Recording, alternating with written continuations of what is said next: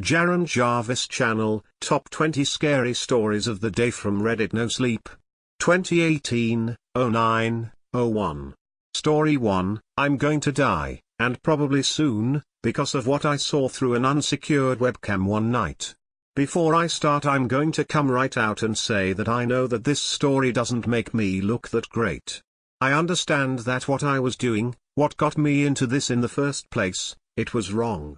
There was no malice behind it, no voyeuristic sexuality involved, but I get it. Watching all those people, invading their privacy so deeply, it was a creepy thing to do. Does that mean I deserve what's happened? I don't think so. I hope not, at least. What I did was technically criminal, sure, but I can't shake the feeling that I've been sentenced to pay for it with my life. Unlike most on death row, though, I don't have the luxury of knowing the exact date of my punishment. All I have to go on is the vague sense of mortal dread that's been tugging at my gut more and more throughout the last few days. The sickening, nauseous plunge my heart takes into my groin every time I so much as glance at my bedroom window, even with its curtains drawn and its lock latched, is how I know that I'm going to die, and almost definitely soon. Sure, there's more I could be doing to prevent it. Maybe I could alert the authorities, try and go to the hospital or maybe even jail, anywhere with surveillance and people and no goddamn windows. But I've never been very good at taking action. I'm really much more of a spectator. I suffer from what a therapist once described as crippling agoraphobia.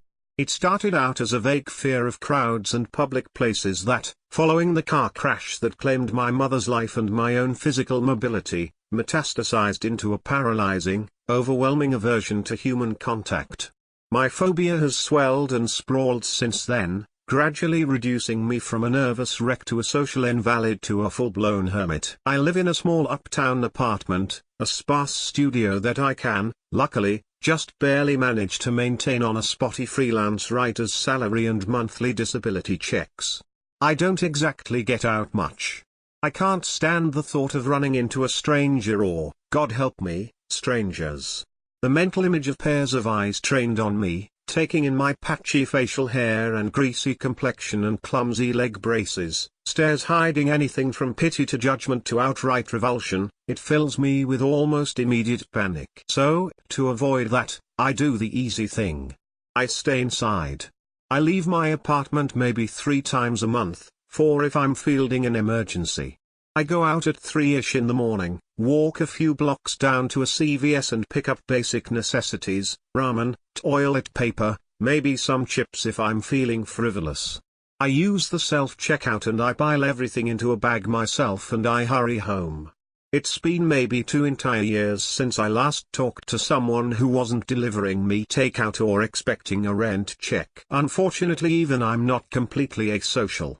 Deep down, buried under a painful self-perpetuating snowball of neurosis, I'm still a person, still completely subject to a basic need for human interaction.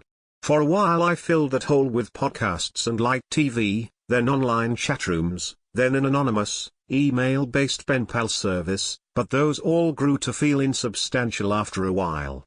They left me feeling empty, like I'd tried to satisfy hunger with chewing gum. One desperate evening I stumbled across a method for viewing unsecured webcams remotely and almost completely inconspicuously, and I knew almost immediately that I'd found my outlet. Well, okay, stumbled upon, is being a bit facetious. I looked it up. Again, I know how creepy this appears on the surface, and I'm aware how morally iffy the practice is, but you need to understand that I was at the end of my rope in many ways, emotionally. I wouldn't say I was on the verge of outright suicide, that was too active, too messy. But I think I had it in me to just give up. I was very close to crawling into bed and never coming back out. It was a dark time in my life, and this webcam trick was a Hail Mary attempt to trick my diseased monkey brain into thinking I was socializing again, participating with other members of my species. And it worked. Though I'm sure I look pretty similar to the stereotype of the greasy, antisocial computer hacker, I'm not actually amazing with computers, which speaks to how disturbingly easy the process of accessing these random webcams was. Most of the cameras were public use CCTV type things, usually pointed at street corners or parking lots. Those were rarely very interesting. Even still, I was able to worm my way into quite a few personal webcams, usually affixed to laptops or the occasional home desktop. I saw a lot of bedrooms, a lot of dorms, a few kitchens or living rooms. More often than not the spaces I peeped at would be empty at first, and I often bookmarked interesting ones to come back and check later for human activity. I ended up watching probably upwards of 100 people, keeping a rotating cast of a dozen or so that I found particularly entertaining. An old man with 3 pet birds in his bedroom who seemed to spend most of his time writing in a leather-bound notebook and hand-feeding his pets sunflower seeds. A diminutive Japanese woman with a genuinely impressive commitment to yoga. A university student who alternated between poring over complicated-looking architecture homework and smoking weed with a constantly shifting parade of boyfriends. And yeah, sure, cards on the table, I watched a few people have sex. Yes, that was wrong of me to do, but I feel the need to say that I didn't do that out of anything other than detached interest, hand to God. My libido's about as dormant as Yellowstone at this point. I also watched plenty of eating. I saw an overwhelming amount of cereal, eaten by people from all walks of life. Seriously, cereal is insanely popular: reading, aimless web surfing, talking, exercising, relaxing, cleaning, and sleeping. Mostly sleeping. It got to the point where I struggled to doze off if I didn't have a feed of some stranger sleeping playing on my monitor. It was comforting, in a very elemental way. It didn't eliminate my self-imposed loneliness, but it dulled the pain, made it manageable. Ironic that it was probably the most innocent aspect of my little one-man peep show that ended up dooming me. It was late one night, late even for me, and at this point I was almost entirely nocturnal. I was sifting through my list of bookmarked webcams, looking for something to put on while I turned in. Most of my usual favorites were off the table that night. Either their laptops were put away or they were pointed in the wrong direction, or the subject themselves was either obstructed by something or gone from their room entirely. So I dove back into the raw feed of new potential cams, clicking past parking lot after abandoned computer lab after parking lot, until I came across one that caught my attention. On my screen I saw a youngish girl, maybe in her mid-20s, kneeling on her sheets, peering out of the window set into the wall right above her bed. Something about the way she was sitting, the nervous, insecure folding of her arms, the hunched shoulders, the wary, almost defensive way she was peeking out of the window, caught me off guard. I'm not the most socially intuitive person in the world, but even I could read the obvious body language on display here. This girl was scared. Her room was decently well lit, considering the lateness of the hour. Between the lava lamp on her bedside table and the several yards of fairy lights strung up on the ceiling, I could make out most of the room. It was tidy, in a crowded way, packed with neatly arranged stacks of books and baskets of laundry. The fidelity of the camera was high, so her computer must have been relatively new, and between that and the fancy four-poster that she was kneeling on, I got the sense that this woman was very successful. An observation that made her shivering, fretful vigil at the window seem even more unusual. What was she looking at? The woman made a few more attempts at looking outside, taking quick, bird-like glances through the glass before ducking back behind her wall. She kept this up for maybe another half an hour before eventually settling back into bed, clutching her covers in tight fists, eyes clenched shut. I kept watching. Something about the surreality of the situation had jostled the exhaustion out of me. My pulse had picked up inexplicably, and I found that I was sweating a bit. I pulled up a cheery sitcom on another monitor and waited, glancing back toward the girl every few minutes. Around dawn I saw her jolt awake, head whipping around to face the window.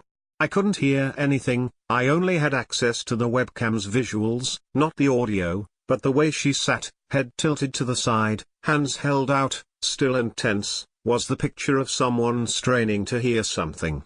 Whatever noise had woken her up must have sounded again, because she jumped, scooting away from the wall and climbing out of her bed, eyes fixed on the window. Without looking down, she fumbled with her bedside table, grasping for her phone. She brought it to her face, dialed a number, and backed out of the webcam's field of vision. I watched that feed well past daybreak, until I couldn't keep my eyes open anymore. She never re-entered the frame, never opened the blinds, and I went to bed completely bemused by what I'd seen. I rested fitfully. I think I had a nightmare, but when I woke up that evening I couldn't recall the details. I continued to tune into this girl's webcam several times a night, hoping I'd see something that might explain what had so terrified this woman. Nearly a week later I caught her staring out her window again, phone held in one hand, ready to be dialed, but usually I'd just see her sleeping soundly, or occasionally watching TV. Whatever had startled her before failed to show up.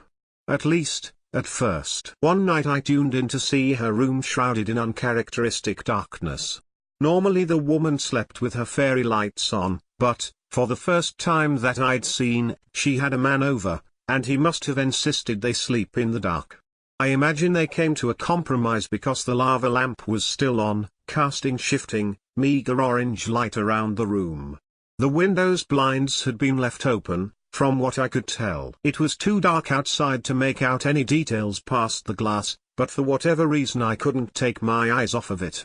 Something about the window seemed off, and I don't think it was the fact that it was the first time I'd ever seen it opened.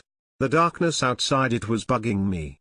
A cold, roiling anxiety sprouted in my gut, making me shiver as I squinted at the dark pixels. I thought, for a second, that I caught something glinting in the shadows just outside the glass, but if I did it was impossibly brief and incredibly slight, nothing that the woman's PC webcam, as nice as it was outfitted to capture clearly. Out of curiosity I took a few screenshots and pulled them up in a photo editor. I played with the contrast and saturation a bit, pausing every few minutes to check back in on the webcam feed. Most of the screenshots belied nothing out of the ordinary, even with extensive tinkering, but cranking up the brightness on one revealed a twin pair of white dots, barely a few pixels in diameter, floating in the center of the dark window. These dots could have been anything, from video artifacts to insects. Hell, chances are they were the product of my own tampering with the image, but I couldn't get them out of my mind. When I went to sleep that night I dreamed of eyes and shadows. When I checked the webcam the next night the room was even darker than last time, the lava lamp had been turned off. Squinting at the image I could just make out the dark outline of the window, backlit by thin moonlight. The blinds were gone. Not just unshuttered but completely missing, leaving the window bare, exposing the glass. No, wait. The window was open. I could see it now. I could just barely make out the white lip of the bottom pane, pulled up to its highest point, exposing the room to the night with no apparent screen or barrier. I couldn't make out anything else in the room, couldn't even see if the woman was home. The moonlight was too dim, the webcam too limited.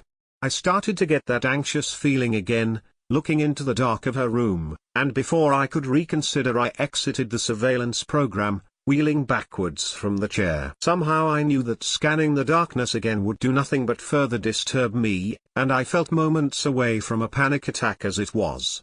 Looking back I didn't have any concrete reason for this panic, nothing specific that I could point to. People open their windows plenty often, it doesn't mean anything. But somehow, instinctively, I knew to be worried. I checked back in on her at dawn. Now that the sun was out I could clearly make out everything in her room. The window was indeed open, the blinds completely missing from the frame. The floor and shelves were as neat and busy as always, almost entirely undisturbed. The bed, though, the bed was a mess. The blankets and sheets were piled in a tangled lump in the middle of the mattress and the half-dozen throw pillows that usually lined the bed frame were lying in scattered disarray. I couldn't tell if the pile on the bed concealed a sleeping person or not, the comforter was too bulky, the shape too ambiguous. There was a brownish splotch on one of the pillows that I could have sworn wasn't there before, one that looked not unlike a stain. When I checked back in that evening nothing had changed. The bed remained messy, the lump was still there. When I looked at dusk and saw the same thing I felt my mouth go dry and my stomach drop. I grew more and more confident that there was someone in that bed, and that they hadn't moved an inch in nearly 24 hours. I should have called the police. I know that. But then, what would I have said? I knew nothing about where this woman lived, I still don't, other than the fact that she must have occupied roughly the same time zone as me. Maybe the police could have used her IP address to narrow things down, but then I'd have had to provide that, wouldn't I? And I'm sure what I was doing was illegal, if not exactly something you'd get life in Alcatraz for. And then, of course, a police call would have involved interaction. Face-to-face contact with probably a half-dozen strangers, over the course of maybe a few days. Stressful conversations, tense ones. So I chickened out. I did the cowardly thing and I kept watching. I tuned in around 2 in the morning that night, and this time I swallowed the fear seeping up my throat like bile and scrutinized the hell out of the darkness on my screen. It was a full moon that night and her window must have been facing west because the room was surprisingly well lit in comparison to how it had been the night previous. Silvery white light silhouetted the major features of the room, a space I had come to be intimately familiar with over the last few weeks. The bed was different, that was the first thing I noticed.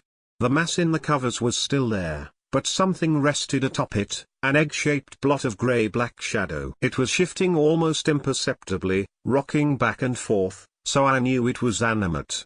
At first I assumed it was the woman. If she'd been sitting fetal atop her bed then it might have been roughly the right size, but something about the way it moved made that hard to believe. It was writhing, shuddering a few inches back and forth with manic quickness.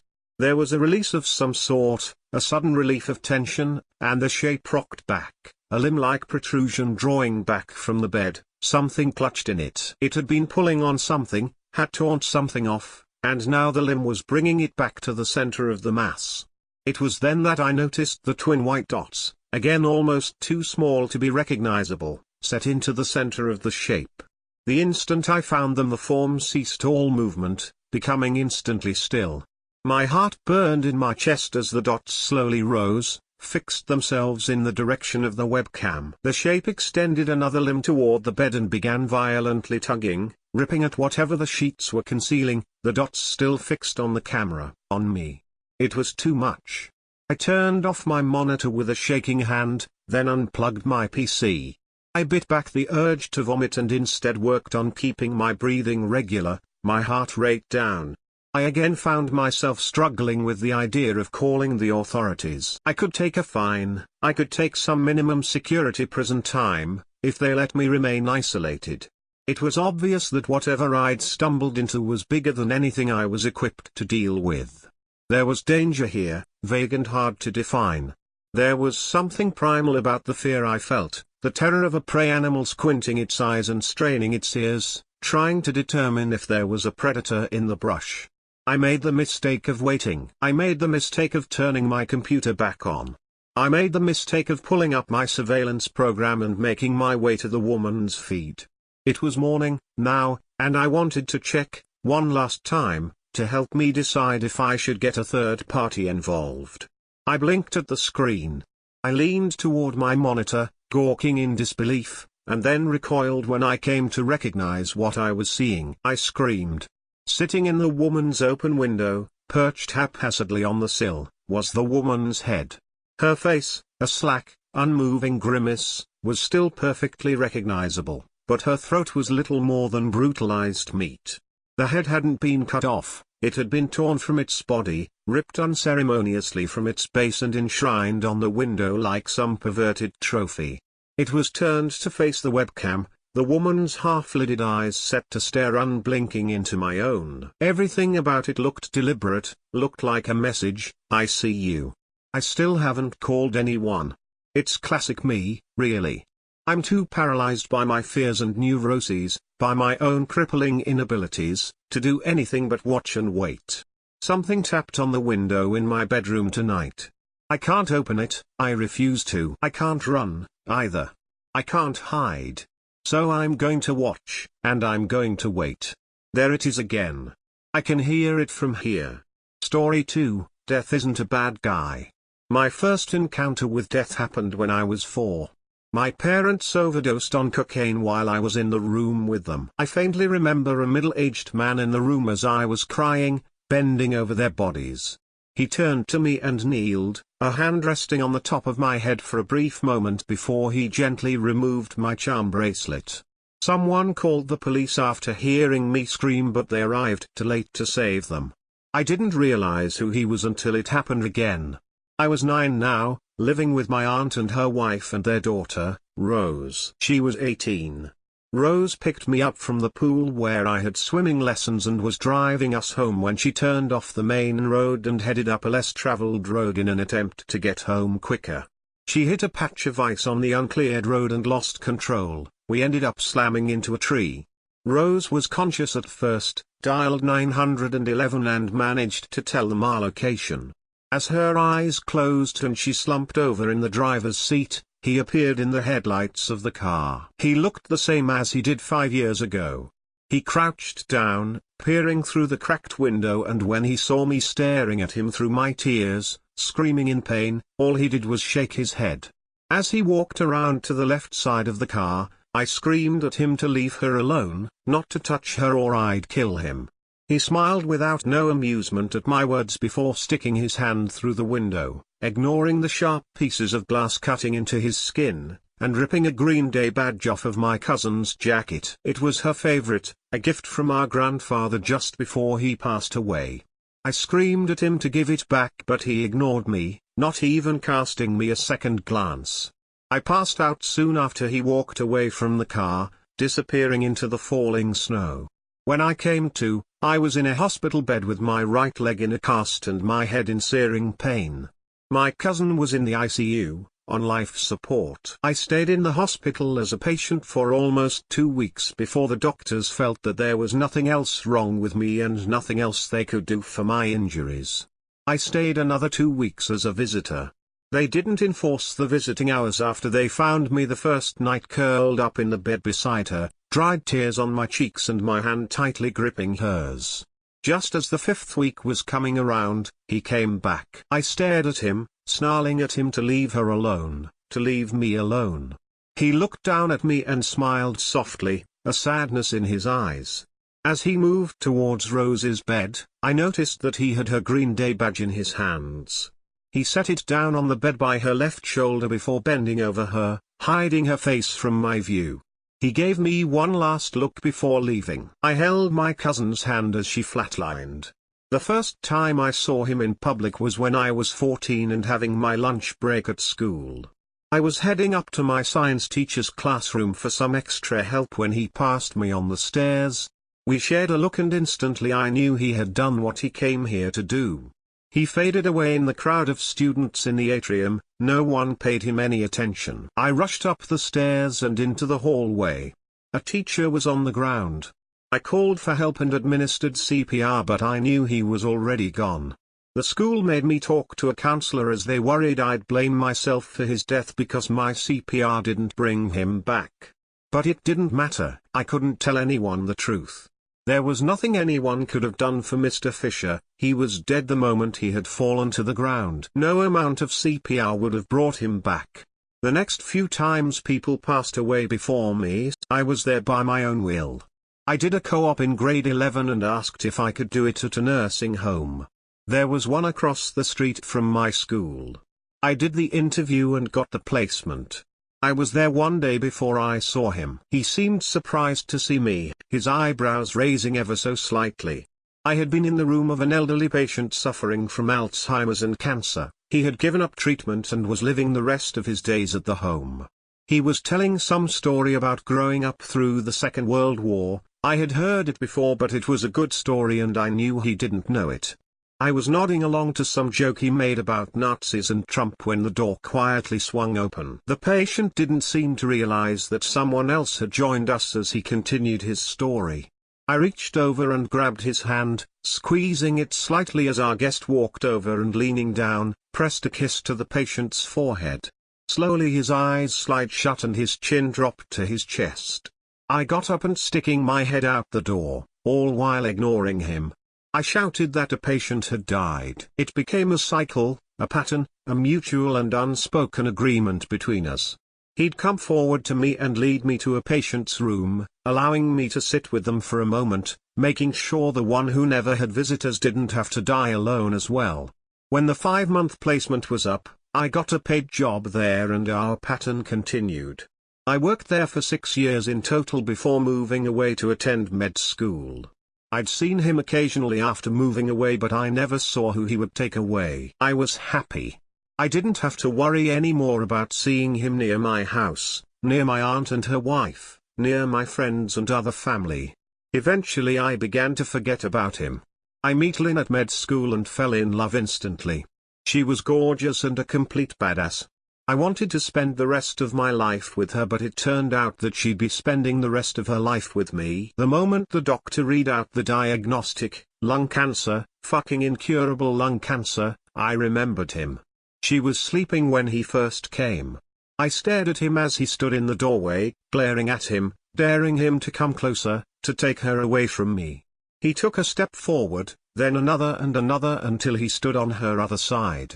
With thin fingers, he unclasped her necklace and pocketed it before leaving. An hour later she woke up. I was waiting. I showed her the ring I had bought her for our anniversary that was 3 weeks away. I hadn't returned it in hopes that maybe the doctor was wrong and she'd recover. The hospital's chaplain came in and married us in a quick 5-minute ceremony, Lynn's doctor and a receptionist as our only witnesses.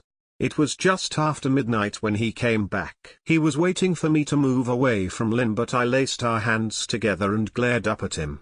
Through tears and clenched teeth, I told him I wasn't going to let her go until the doctor dragged me away. He nodded, accepting my answer, and moved forward. I watched as he carefully clasped her necklace back around her neck, placed a kiss on her forehead, her chest rising and then falling one final time. I couldn't stop the strangled sob that pulled itself from my throat. He moved away but didn't leave the room. Instead he took a seat in the chair by the door. I tightened my hold on Lynn's hand, my knuckles going white, and growled, literally, at him. "What do you fucking want?" I snapped after a moment of silence. "I'm sorry." There was a pain in his eyes as he spoke. "Why me? Why can I see you? Why did you choose me?" I needed to know. "I don't know, no one has ever seen me before. Not even those I have to take." With his words, I now recognized the pain in his eyes as loneliness, and I felt for him. It couldn't be easy only having the dead for company, and even then they can't acknowledge you. He looked over at Lynn's now lifeless body and sighed again. "I know you loved her. Why couldn't you have taken me instead? Give her back and take me in her place, please." I begged him, falling on my knees and dropping Lynn's hand as I clasped mine together in a desperate plea. "I'm sorry, but that is not how things works. I have no say in who I am to take or when I am to take them." He pauses as he stands up, moving to the door. "I am sorry. I didn't see or hear him leave." I stayed on the floor, ignoring the pain flaring up in my knees from having dropped onto the tile, until a nurse rushed in, having heard my pleas and realizing that Lynn had passed. I haven't seen him since that day, almost 10 years ago. So when I came home from work, sweaty and exhausted, and there was a gentleman with graying hair and gentle eyes in my bedroom, I knew what was about to happen. I'm not scared to go. I know it's my time, just as it was my parents' time, Rose's time, Mr. Fisher's time, Joseph's time, Lynn's time, and the time of everyone else who he took away. He sits behind me on my bed, the bracelet he took from me during our first encounter dangling from his fingers, waiting. "Are you ready?" he asked me only seconds ago. I turned and looked, a silent plea to just let me finish this. He's gotten up now, standing behind me and setting my bracelet down beside my wrist. I don't have much time left, so I guess this is the time for my final words. Thank you, Reddit, for making my time on the internet so much fun, even though at times it was pretty fucked up. Aunt Jamie and Patricia, thank you for taking me and rising as me as your own. Thank you, Dr. Jackson, for making Lynn's final days as peaceful as they were and for arranging our marriage within minutes. And to Lynn's family, you guys were the best, looking after me even once your daughter passed. Thanks for being so accepting of us. To everyone reading, when your time comes, please don't be scared to face him. He's just lonely, he doesn't mean harm. He tries to take us without making us suffer. He is not just death but the man who brings you into your next life, and now he is bringing me to mine. Goodbye. Story 3, The Life of a Dispatcher, Taylor. We've all heard about nightmare roommates. Hell, some of us have probably lived through them or are currently living with one. I personally can't say that I've ever had the pleasure of such terrible roommates, but I can only imagine how awful it can truly be. As a dispatcher, conflicts between roommates are often which leads to me sending out officers to resolve these conflicts almost on a daily basis. Most of which are easily resolved. Some have some escalating events, but I'd say that 8 out of 10 calls are resolved within minutes of the police arriving. However, that isn't always the case. This particular call was different. For confidentiality reasons, all names have been made up. Taylor. This call came in somewhere in the late evening. 911, what's your emergency? My dog, my roommate's a fucking psycho. A young woman wailed over the phone and there was a loud bang against what I imagined was a door. Can you give me your name and address? There was another loud bang as I spoke and I could hear muffled yelling. Taylor Gore and its address, apartment 4. She spoke quickly through sobs. Can you tell me what's going on? He killed my fucking dog. She burst out into tears and my heart sank. He stabbed him. Okay, police are on their way. Where are you right now? I sent out the dispatch detailing the dog had been stabbed. I locked myself in my bedroom. I think he's going to break down the door. Is he going to kill me too? The more she spoke, the harder she cried. No, Taylor, listen, we're going to try our best for that not to happen, okay? Is there any way out of your apartment to get away from him? Like through a window or anything along those lines? I asked desperately as the thuds against the door seemed to be getting louder. No. She sounded defeated. Okay. I paused. Taylor, is there anything you can use to defend yourself in case he gets into your room? I'm talking about something that can be used as a weapon. Anything will do. Police will be there shortly.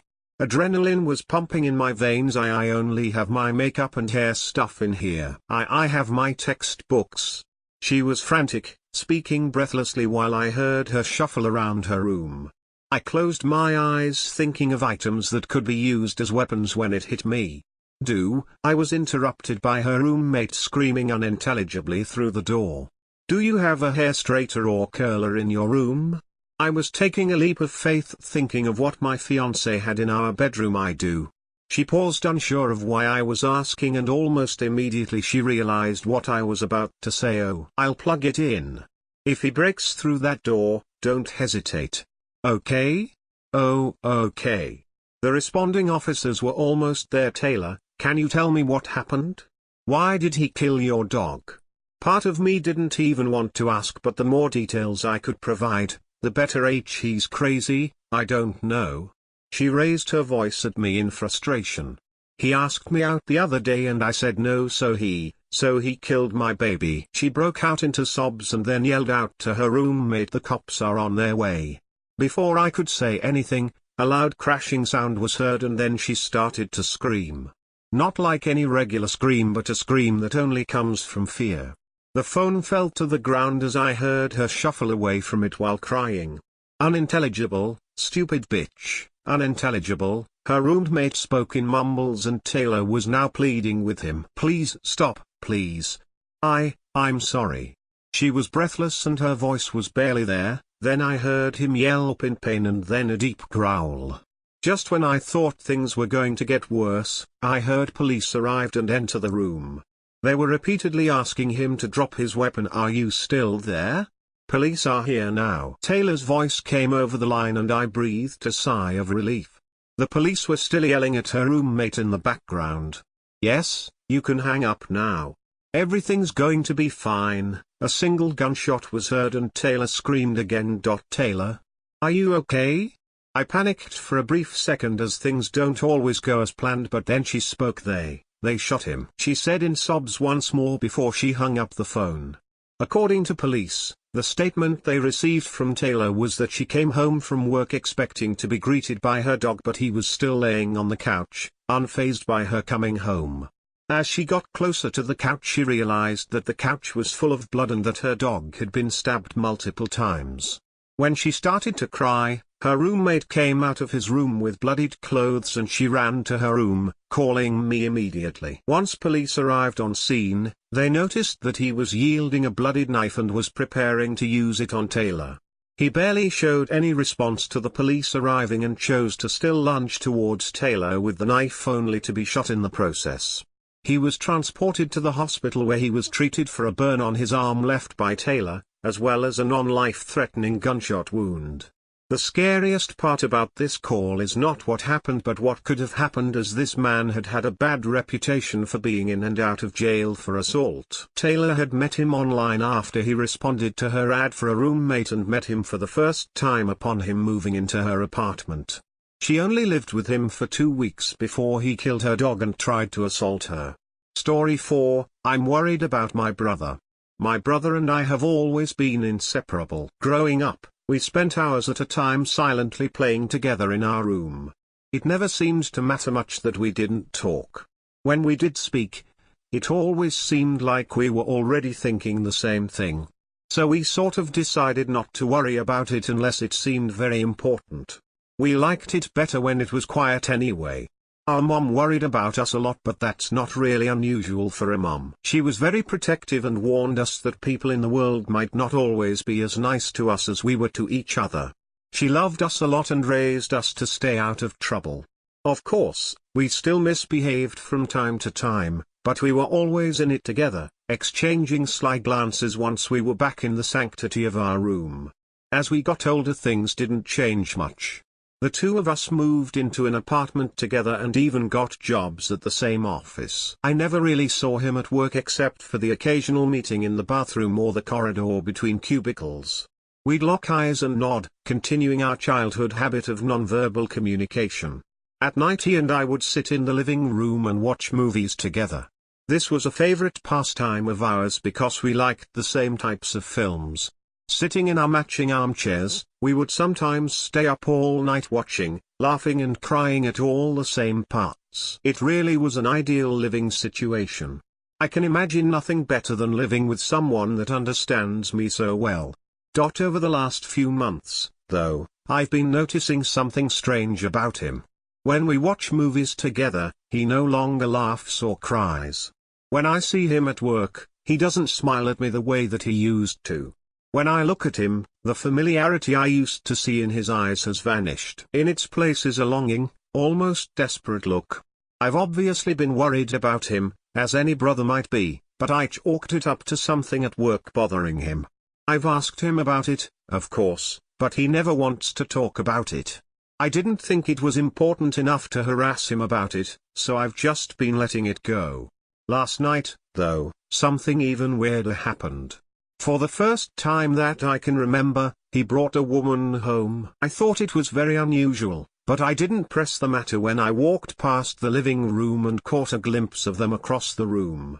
I guess I just thought it was nice that he was finally branching out, and I headed to bed. This morning, though, something unthinkable happened. When I went to the bathroom, I saw him standing at his sink, completely covered in blood. The desperate look in his eyes had vanished, and instead I saw confusion and anguish. I couldn't believe what I was seeing and I was filled with dread at what might have happened. In a moment of empathy, I reached across my own vanity to wipe the blood from his pained face. But instead of wiping away, it simply smeared on the polished glass that has separated us our whole lives. I really hope my brother didn't hurt that woman. Story 5, I can't return to my body, but I'm not sure I want to. I may be the only person who knows what it feels like to give birth one day and get kicked in the nether region the next. To settle the age-old debate, the latter was worse in the moment of pain, yet it didn't last for hours. In the end, I'd call it a draw.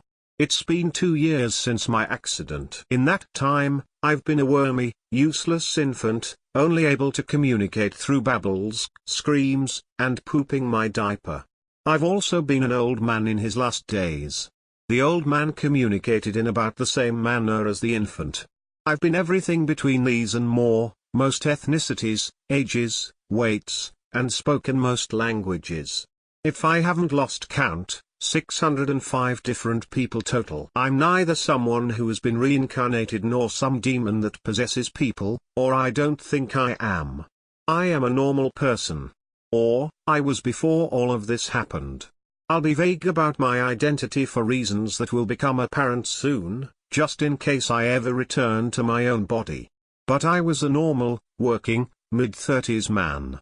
I was as normal and boring as they come. I had a stable, boring 9-to-5 job with a commute that would make anyone want to run their car off a bridge, but I made decent money and had an attractive enough girlfriend.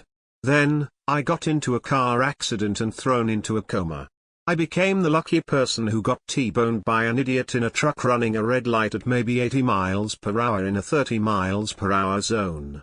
I saw it as it was happening and had no time to react. I don't remember getting hit, hard as I try. I woke up that first day to a dark room before the sun rose by a woman telling me that I needed to get to work. Nothing seemed off at the moment, it was just another day. I was going through the motions. I ate breakfast and did my hair and makeup, then took the bus where I stood shoulder to shoulder with other factory workers. Some of them smelled of sweat and grime, unwashed from yesterday's long grind. I dreaded yet another day at work, but my family needed the money. I kept reminding myself as the sun peeked over the horizon. I went to work on an assembly line assembling phones. It was the most monotonous work I've ever done. My back ached only after a few hours this time. I took a minute to stretch my arms above my head when it became almost unbearable and the supervisor smacked the back of my neck, yelling at me to get back to work. Something clicked in my head. I'm the supervisor at my job. No, you're not, another voice told me in my head. I battled with these conflicting thoughts until my next bathroom break. I stared at the reflection in the mirror, a young Chinese woman with long, silky hair tied into a bun and large eyes with deep pits beneath that could swallow them whole stared back. That wasn't me, I realized finally. I'm a man, not this woman. Yet, it made no sense. My thoughts finally took over her own. But as the supervisor yelled for us to get back to work, I followed through her day like an actor to a script. I was an actor, a white male playing a Chinese female, as odd as it sounds. It's hard to describe, being someone else. I don't know a word of Chinese, yet I understood every word. I was her, I knew what she would do in every situation, but I was still there with her. I thought I was dreaming that first day after all. It made no logical sense that I could have taken over her body. I woke the next day in a small shack with a fan lazily spinning but doing little for the humid heat. I rolled over and looked at my wife, a frail, yet beautiful woman who opened her eyes and smiled sweetly. Her smile vanished when our baby began to wail. It was a guttural, whiny screech that made me wish I was deaf. Then, I remembered that I don't have a kid and that this was neither my body nor my life. What is wrong, love? My wife asked as she rocked the crying baby. Nothing, nothing, I told her, half as me, half as the man. I just had a bad dream. When I have a bad dream, I take a deep breath and remind myself that this is my world. I can walk through walls, I can lift a car. You are powerful in your own mind, she said to me as she rocked the baby. I nodded and she left the room. She was right, if this was a dream, I could make my own story. I walked to the wall and tried to stick my hand through it. It wouldn't budge. I tried to fly through the air and I stayed cemented to the ground. I tried to lift the bed and I must have pulled a muscle in my back in the process because I collapsed to the floor in a wave of pain. This wasn't a dream, I was sure of it. I screamed when I realized it, a loud, unyielding yell that rivaled the baby's. I had to get back into my body. I needed to find out what had happened to me.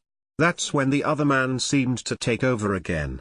It wasn't that I didn't have control, but a primal instinct took hold when there was a shouting coming from the other room.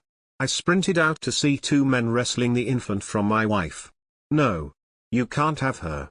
My wife yelled. They wrenched the infant from her arms before I could make it over and my wife glared at them from the floor, her nose bloody. I took a step forward only to have a knife pointed at my chest. What is the meaning of this? I said, my heart pounding. The money you owed us was never repaid. The man's voice was muffled through his bandana. "You told me that I had until next month," I said, falling to my knees. "We need it now, and your woman says that you do not have it." The knife pressed against my chest. "I'll get it to you, I promise. Just give me a week." "No, we need it now or we take the child." I didn't think about it. I lunged towards my daughter, still in the other man's arms. I didn't make it even close before the knife found its way through my ribs and 1,000 bees stung a million times inside of my body. I collapsed to the floor and my wife got to her knees and bent over me. I tried to fix her hair, but my arms wouldn't obey. That's when I passed out. Or died. I'm not sure I'll ever know. I did know then how insignificant my own problems were. I woke next in a studio apartment, a woman who knew she was late to work. She was single living in Seoul. I could feel the part that was her tugging at me, the actor inside, saying that she needed to go to work.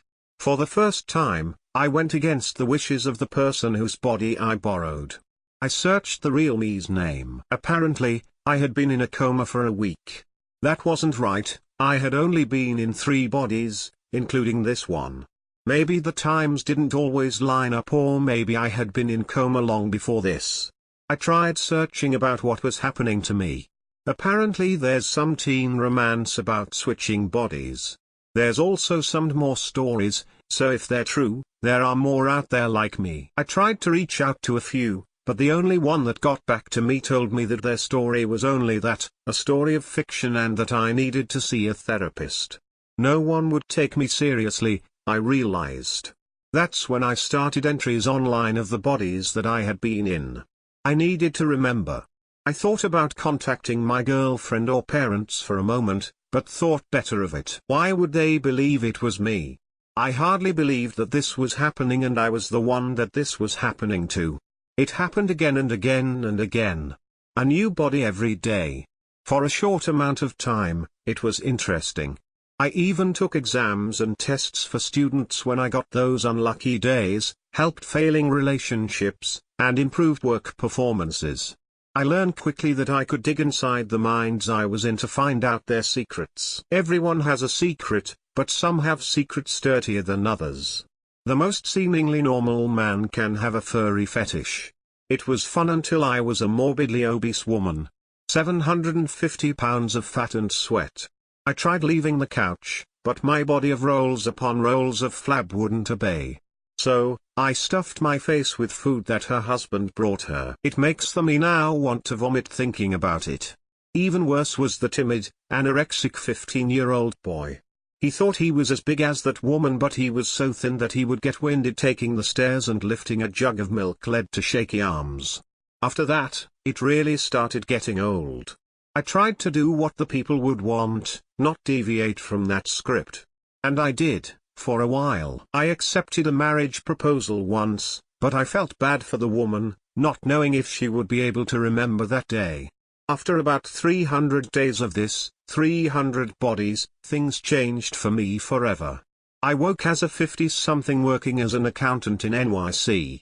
I could feel how his brain worked differently as soon as I woke.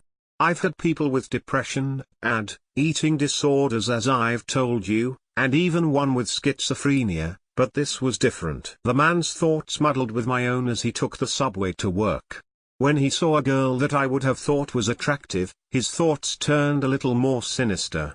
He thought about tying her up in the basement of the abandoned store down the road.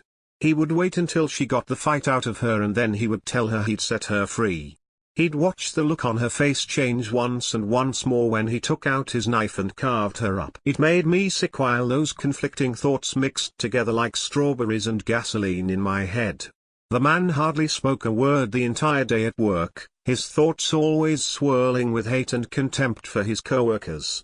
I thought he was mute until he took a phone call.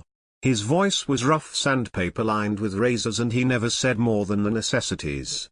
The only other time he spoke was to the custodian, thanking her for changing out his trash. The small Hispanic woman gave him a small smile. "Anytime, Mr. Jones. Anything exciting planned for the weekend?" I asked. "Just some me time. My husband is in Mexico, visiting his family. I have a bathtub calling my name." We laughed together. I enjoy baths as well. Nothing is better than a pretty woman in the bath, I said. Man, this guy was creepy. She laughed nervously. Well, I'm going to finish now. Have a good weekend. I nodded and smiled. I took the subway home, my heart fluttering with adrenaline. I didn't really know what I was doing until I realized I passed my own stop and continued on. I finally got off and practically skipped along with excitement. I used the key I had snagged and copied from her months ago and walked into a spotless, humble apartment. A cross on the wall welcomed me as soft acoustic music played from a speaker in another room. She was lying in the tub, the lights off and a few candles flickering. I opened the creaky door as quietly as I could, the scent of lavender pouring out and music louder. She looked so at peace. She needed this, I was sure. She opened her eyes quickly as I stepped inside and gasped before covering herself. Mr. Jones? Her voice was soft and squeaky, like a little mouse. What are you doing here? I told you that nothing is better than a pretty woman in a bath. She froze as I made my way over. She must have been confused because she didn't scream until I held her under the water, but no one could hear her then. She struggled and kicked and tried to bite me, but it was all futile. Soon, she stopped and her body went limp. That's when I realized not just what this man did, but what I did. I killed someone, but I didn't feel bad. In fact, I felt high. This was how drug addicts felt when they get their fix. I knew this from experience, but this was even better. I sat there on the bathroom tile, my pants damp from the water she had splashed around, giggling to myself. I needed more. But this man was smart. He cleaned up the spilled water and he could have never been there. He was done for tonight, he was done for a while. He had to be smart about it. But I didn't. I woke up halfway across the world, speaking another language, feeling like I was coming down from withdrawal. I needed my next high, my next kill. I can't say for sure if a part of Mr. Jones stayed with me or if what he did woke something within me, but I can say that I am grateful for it. Today, this woman was a druggie, but her meth didn't compare to what I felt last night. It wasn't even close. I was messy that day, stabbing another addict on the street with a shard of glass. But I didn't care. I spent the rest of that day in jail, coming down from that high. When it wore off, I realized that I needed to be smarter if I didn't want to spend half my days locked up doing nothing. If I was going to do it, I could also try not to ruin these people's lives over it. It was only fair. It seems that they can't remember it, from the times I found a news article from when I was less clean. Now, I really do try to be smart as much as I can, but sometimes I slip up or other times, I just can't wait. It's like a child telling himself that he's eating his last cookie, but he goes ahead and eats another right after because the last was so good. I try to wean myself off sometimes, go a few days without a kill, but I always give in eventually. I don't know if I want to return to my own body. I am the best serial killer that has ever lived and I feel only slightly conflicted about it. Like I said, I try not to ruin the lives of my borrowed bodies. If you ever have a day that you can't quite seem to remember, I'm truly sorry. If you haven't, don't worry, it seems pretty random who I get. But, if I do have you, I'll try hard not to slip up the kill. I just can't make any promises. Story 6. Dark. I hate those few moments when you turn out the light and run to the bed. No matter how old you are, you still fear a snapping, biting thing grabbing your leg, especially as you get closer to the bed. In those few seconds, the monster under the bed is real and you must be fast to defeat it. With a deep inhale, I gathered my courage, turned off the light and tried to walk calmly to the bed. I am 30, I can't be scared. I may have held the light and walked as far away as my hand will reach before turning it off, but who will know? I should have reached my bed already, swaddled in my duvet and feeling a bit silly. I wasn't. The darkness surrounded me and became thick. It filled my eyes and the silence filled my ears. I should have reached the bed. Why was it so dark? I had left the landing light on. Maybe my fear is distorting my senses. I counted steps. The bed should be 12 steps away. Where am I? The darkness made it difficult to think. It enveloped everything and felt like I was walking through dark, swamp water. I wanted my bed. Why am I still walking? It seemed like time stood still and it was just me, the night and the endless walking. Count again. 1, 2, ouch. I banged against the bed. Deliriously, I jumped in and waited for my heart to calm down. Maybe I imagined it. I hate the dark. I look around me from the safety of my bed. All was well. But why did the dark look thick? My bed was floating in a sea of the night. I am sure I left a light on, because I hate sleeping in the pitch black. I wish my partner would come home. I slept. I am not one to go wandering around trying to figure out what was what. I convinced myself it would be fine in the morning. It wasn't. At first it was. I awoke to a beautiful clear morning. I love our bedroom first thing in the morning. The light pools on the beautiful wooden floor and fills me with satisfaction. I still feel lucky to live in this house. Surely my house can't be haunted. It was Sunday and I had planned a lazy day beginning with reading and drinking coffee in bed. I stretched luxuriously, enjoying the space. Where was she? I couldn't seem to remember why she wasn't here. Maybe she was at her friend's. Yes, that's it. I grabbed my favorite dressing gown and slippers and walked to the landing. The bottom of the stairs were coated in darkness. That's odd, it's the morning and the light usually streams through the wooden slats. It was like nighttime down there. Okay, maybe I don't need to go downstairs just now. I hate the dark. I have my phone and am not that hungry. I will read. A few hours later, hoping the dark had receded, I opened my bedroom door. The darkness had oozed up the stairs and filled the landing. It seemed solid, eternal, endless. I can't walk through it and the light is on the other side of the landing. The darkness looks hungry. I could imagine being swallowed whole and walking forever through the molasses. I stuck my arm into it and felt the darkness settle around it. It was like my arm was empty from the elbow down. I don't like it. I yanked it back, slammed the door, retreated into my sun-dappled room and hid under the window. Everything felt normal there. It was getting late, the darkness would steal away the sun and fill the room. God, even my brain felt dark. I couldn't remember why my partner wasn't here, or when she left. The room had turned navy blue. It occurred to me that her wardrobe would tell me where she was. I will see which clothes are missing. I need to do this before the darkness descends. I can't think straight. My brain is getting darker. 2 hours, maybe more or less, passed. I was coated in the night and staring at an empty wardrobe filled with dust. She had left me some time ago. Why can't I remember? Help. How do I escape the dark and leave my house? The only light is the one from my phone. I think it's keeping me alive.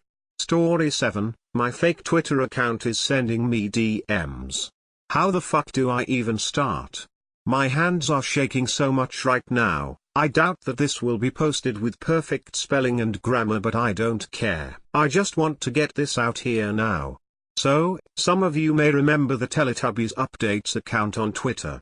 For you who don't know, it was 2 Twitter accounts posting very disgusting tweets and interactions with each other. It was pretty soon discovered that it was all staged, of course. It may have failed, but it had blown up, having all different kind YouTubers trying to debunk the mystery. I got so taken by the plot and how well crafted it was, I got inspired. I forgot about it though for several months, until recently when I got a debunking video on my recommended. The video wasn't new at all, but I don't have any memory of watching it. So out of curiosity I clicked on the video and sat back. As I suspected, it had all of the evidence and debunkings as every other video had, but it put me in a mood. I would consider myself a storyteller and to some extent creative. I've always wanted to write a scary story, so why not now? Why don't I just craft up a story? It took of course a while, but the basic idea was that I would create a random account and make him message my original one. Putting up an eerie story about a childhood friend that I don't even have a memory of, trying to talk to me. I decided that it was good enough and created the account. At Charlie Ingstam 4 was its profile name. I put nothing else but a description stating something like, "Not so interesting dude from my town, Sweden. Feel free to DM me, I'm up for a conversation." I wanted it to give a predatory vibe but not go too far, make it seem like a normal Twitter account. I let the account sit for a week or two, to make it look like a normal account. Following some celebrities and commenting on their tweets, this made the account gain a few followers. That was probably spam, but who cares? On 12th of August 2018 I sent a message from the fake account to mine, starting with a greeting phrase. And it all went down from there. I made the conversation continue for around 3 days, making it kind of creepy as I could. Boringness solo took the best of me and I disbanded the story after the 5th day, 17th of August 2018. It's both a curse and lucky coincidence that I didn't take screenshots of the tweetedms. The plan was to take all the screens when I would publish the story, but it never got finished before I went to other stuff. The account was never deleted, as who knows what I could use it for in the future. It was a mistake, or maybe it was unavoidable. Just 3 days ago, 27th of August 2018, my phone gave a vibration during my history class. I ignored the phone completely until we were allowed to leave. The notification had been drowned by people sending snaps to me, so I didn't notice it until I got home.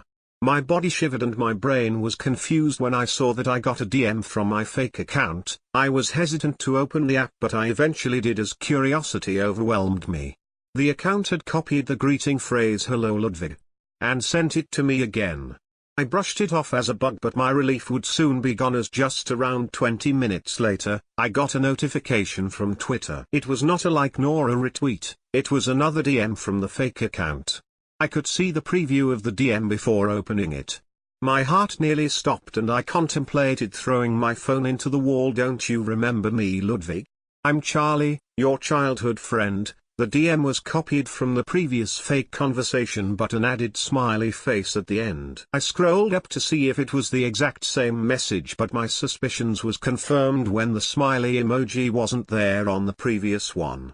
I felt nauseous. This didn't felt right at all. I decided to delete the conversation completely, but never blocked the account because it just never came into my mind to do so. I logged into the fake account and everything seemed normal, nothing had really changed. The description was still there, no more commenting on others' accounts and no more new followers. I still was paranoid though and deleted the account. This action would not help though, as for the next day, at the same time I got a DM. I opened the DM up while at school and my body immediately felt dizzy. "Hey Ludwig. It's Charlie here. Do you mind if we could meet someday? I really want to hear what you do nowadays." Turning off my phone seemed like the most logical thing at this moment. Even though I was about to puke, I had to focus on the upcoming test. It was kind of like my nerdy instincts kicking in. My mind decided to turn my phone on at the following evening, yesterday evening. As I have my alarm clock on it and therefore kind of had to. No new notification from Twitter. With difficulty I feel asleep at around midnight. Waking up to this day I'm writing this, no new notification from Twitter. I did not feel relieved though, as I still felt at unease. I'm right now at home on my computer writing this. Just 30 minutes ago I got a Twitter DM notification.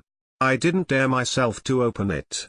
My mind is making up second thoughts though. What if I have to read it? Maybe I should try and respond this time. Story 8, there's something wrong with my boyfriend's sister. I'm currently writing this from my phone, while hiding inside a car. It's past 3 a.m., there's no one around, I don't even know where I am, and I'm too terrified to even look up from my phone. Even though I managed to escape, I'm still afraid she might find me. To help you understand how things came to this, I have to tell you the story from the beginning. I met Daniel, my soon-to-be ex-boyfriend, at church. I had recently moved from Labrador to Tulsa to attend college, so I really didn't know anyone aside my roommate Alicia and a few other girls that hang around with her. But we weren't really friends. I overheard them talking about me once, and I guess they found me too prudish and weird to be part of their group. I want to say that they are wrong. But I did have a very religious upbringing inside a small community. There's a lot of things that I didn't experience, but part of the reason for me moving was because I wanted to see the world outside that mindset. But all in my time. Baby steps, I told myself. Baby steps. My parents weren't very happy when I told them I was dating Daniel so soon after meeting him. For them there were rituals and steps that had to be taken for the courtship itself to start, let alone the relationship. But they were a little more calm when I told them that I had met Daniel at church and that he was very respectful and God-loving. That made me like him more too. He didn't say much about his family, aside from the fact that they were really religious, and a bit extremists at times, but never too harsh. They were firm but fair, that's what he always said.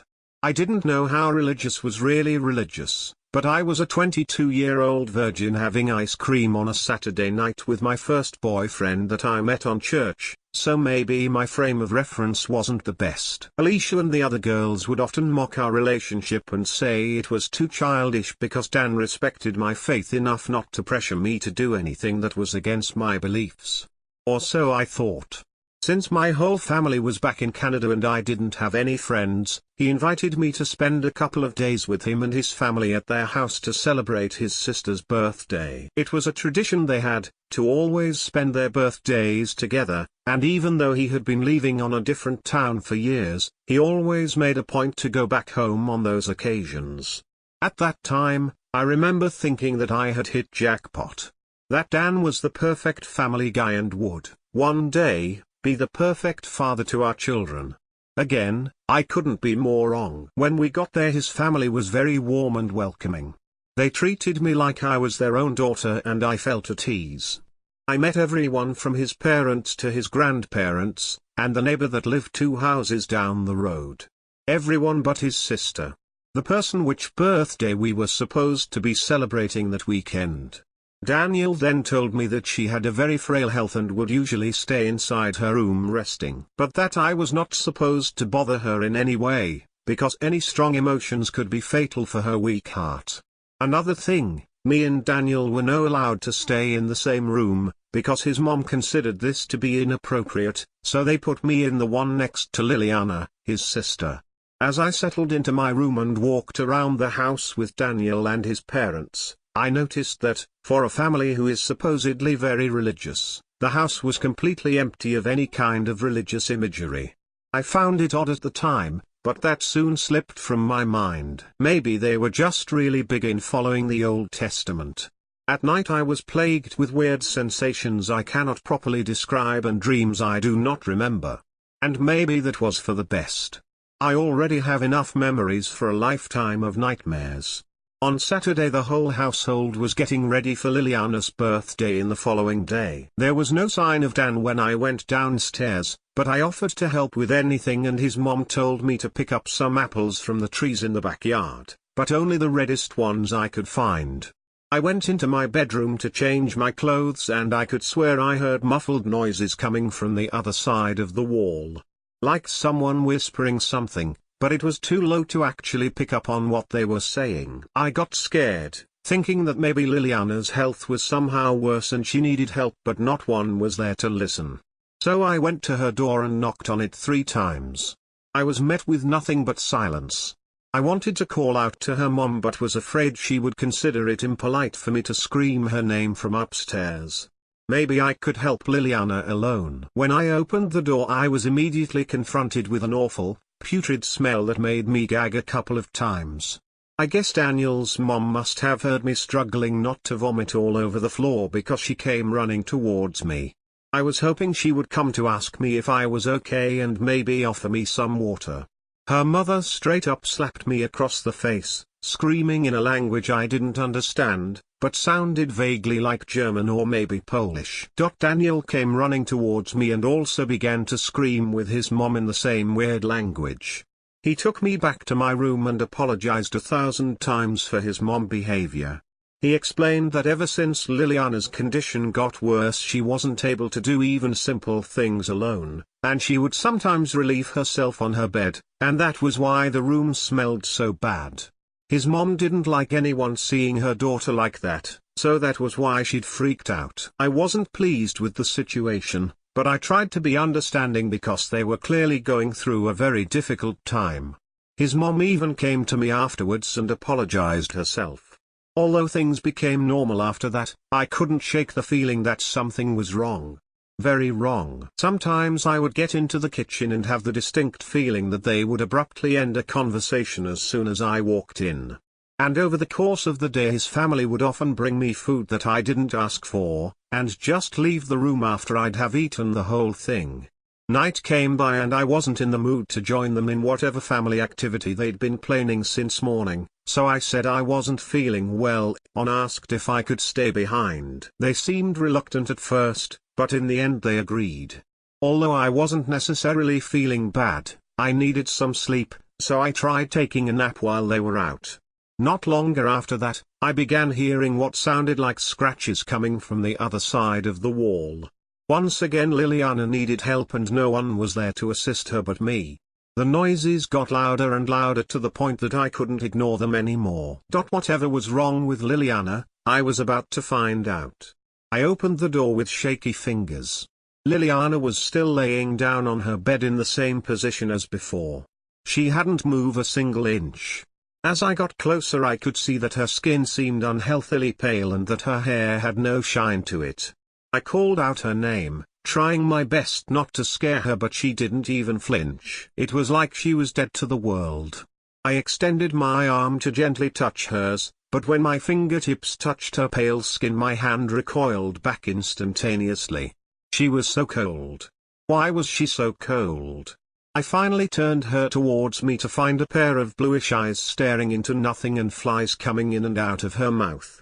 I tried to hold the contents of my stomach in place but it was impossible. Her image was too gruesome. What kind of family would keep a dead daughter inside the house, and still celebrate her birthday like nothing was wrong? No matter the answer, I needed to get out of there.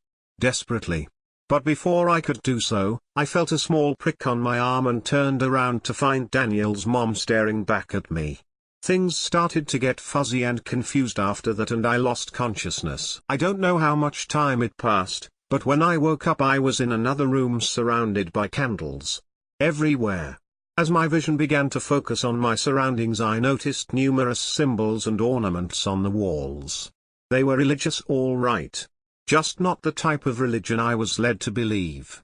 Feeling strangely cold I noticed that all my clothes were gone, and when I tried to get up I was stopped by ropes tying my hands and feet. When I looked to my side I saw Liliana's body laying there in the exact same position I was, except all her limbs were free. The door opened and Daniel and his family got in, all completely naked and covered with red-tinted symbols all over their skin. They glistened in the dim light. I think it was blood. Crying I asked them what was going on and begged them to let me go, but no one said anything. Their eyes were dark and vacant and their mouths were twisting in some sort of devilish grin. They were going to kill me, there was no doubt in my mind. Holding an intricate-looking knife, Daniel knelt beside me and told me she was the chosen one. Pure and holy like no other before. Without her, nothing would work, he said. His mother then said that Liliana was a perfect soul, born to receive Lilith and rule the land of the living. But now that her body was gone I would serve as her vessel.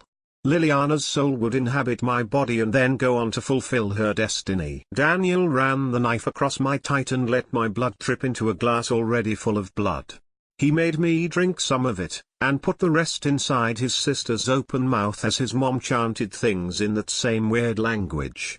My eyes were glued to his movements but suddenly, everything went quiet. They seemed to be waiting for something. Then Liliana made a swallowing motion, like she was drinking the blood that was stuck on her throat. Only that couldn't be possible. She was dead. Her body was far beyond decomposing, I've seen it with my own eyes. As if commanded by my fear, she turned her ghostly white face towards me and smiled. Her yellow-stained teeth and greyish gums on full display she started to get up, slowly and with great difficulty. Daniel made a motion as if to help her but his mom stopped him. Then they all backed out of the room and left there alone. With her. Liliana's body twitched and convulsed as she tried to make her way towards me, and I desperately tried to free myself from the ropes. Her eyes were blank and lifeless, but somehow I knew she was staring at me. I could feel it in my bones. Her stare made the blood on my veins turn cold. I backed up as far as I could, but ended up knocking some of the candles down. Using the fire to my advantage, I managed to burn some pieces of the rope from my hands, and when they were torn off I was able to remove the one from my feet. We played like cat and mouse, circling around the room a couple of times. But different from me, she didn't have proper control of her body and would often burn small section of her decaying flesh. The smell was unbearable. Luckily, the room we were was on the ground floor and I saw my one chance of getting out of there alive. But I would need a distraction. Holding one of the candles, I began to burn all the curtains, leaving the one I got out from to the end. Peeking from outside, I watched as the flames consumed the room. And her. It didn't take long for Daniel and his family to barge in. They screamed and cried trying to put the fire down. Hopefully it was too late for her. I took advantage of their desperation and ran around the house towards the main entry. I opened the door slowly and grabbed a coat from the hanger and the first set of car keys I found. They turned out to be from his dad's old truck. I fumbled a bit with the car, trying to remember how to drive a stick, and ended up making too much noise making the damn thing work. I got the engine running just as Daniel got out from the main entrance holding a shotgun. Luckily it was too dark for him to hit me, or he was just that bad of a shot. Either way I managed to escape. From the review mirror I watched the flames spreading through the house. Soon it was a bright red dot in the middle of nowhere, Texas. I'm not one to wish harm onto others, but I truly hope they all die a terrible and painful death. I drove until I could no longer see any sign of the house, and then drove some more just in case. I only stopped when the shivers that had spread across my body were gone and I could breathe without wanting to cry. Now, I have no money, no documents, barely any cell signal and only half a tank of gas. I don't know where I'm going from here, but at least I'm alive. Story 9, Fairies do exist. Something amazing has been happening to me these past few weeks. I wanted to share my experience with y'all in case any of you were going through something similar. If you are, I'd love to hear about your transformation too. You see, it had started with a bump. A small bump at the center of my back near the clasp of my bra. In the beginning, I left it alone. I had a bad habit of picking at zits and scabs, and my bare face bore the marks along my forehead and cheeks, but as I'd grown older I became obsessed with acquiring perfect skin, so I worked hard to curb the habit. That lasted for about a week. When I got out of the shower several days later, I checked my back in the mirror and noticed that the bump had grown, and the nagging urge inside of me drew my fingers to it. My nails cautiously probed its protruding surface, and it ached dully every time I tried to pinch it between my fingers. That night, after struggling to twist my arms behind me for about 5 minutes, I slumped forward in defeat and pulled on a t-shirt. A couple of days passed by after that until the itching started. I tried to ignore it. Tried to run hot water over it, tried to apply over-the-counter ointments on it. I even went to the doctor and started taking antibiotics for it. Anything to stop the itching, burning sensation that seemed to radiate from the bump. For days I clawed at it, leaving long, angry red scratches across my back, aching open wounds that would burn whenever I would get into the shower and bring out my scrub brush, working at my back until it felt raw. Nothing seemed to work. As the days passed, I watched the bump grow larger and larger until it no longer felt comfortable for me to wear a bra anymore, and when it got to the point where it began to get big enough to be seen through my shirt, I stopped going outside. It's okay now, though. I've found a way to stop the itch. Yesterday I finally got the idea to take a pair of scissors and just slash at the bump until it finally tore open. At first, it started to ooze that clear sticky fluid that kind of looks like the stuff that comes out of bug bites when you pick them open, but then these thin, spindly black appendages started to tear through. People think that fairies don't exist, but they do. I've got wings now to prove it. My childhood fantasy of becoming a fairy has finally come true. I just need to work on my skin.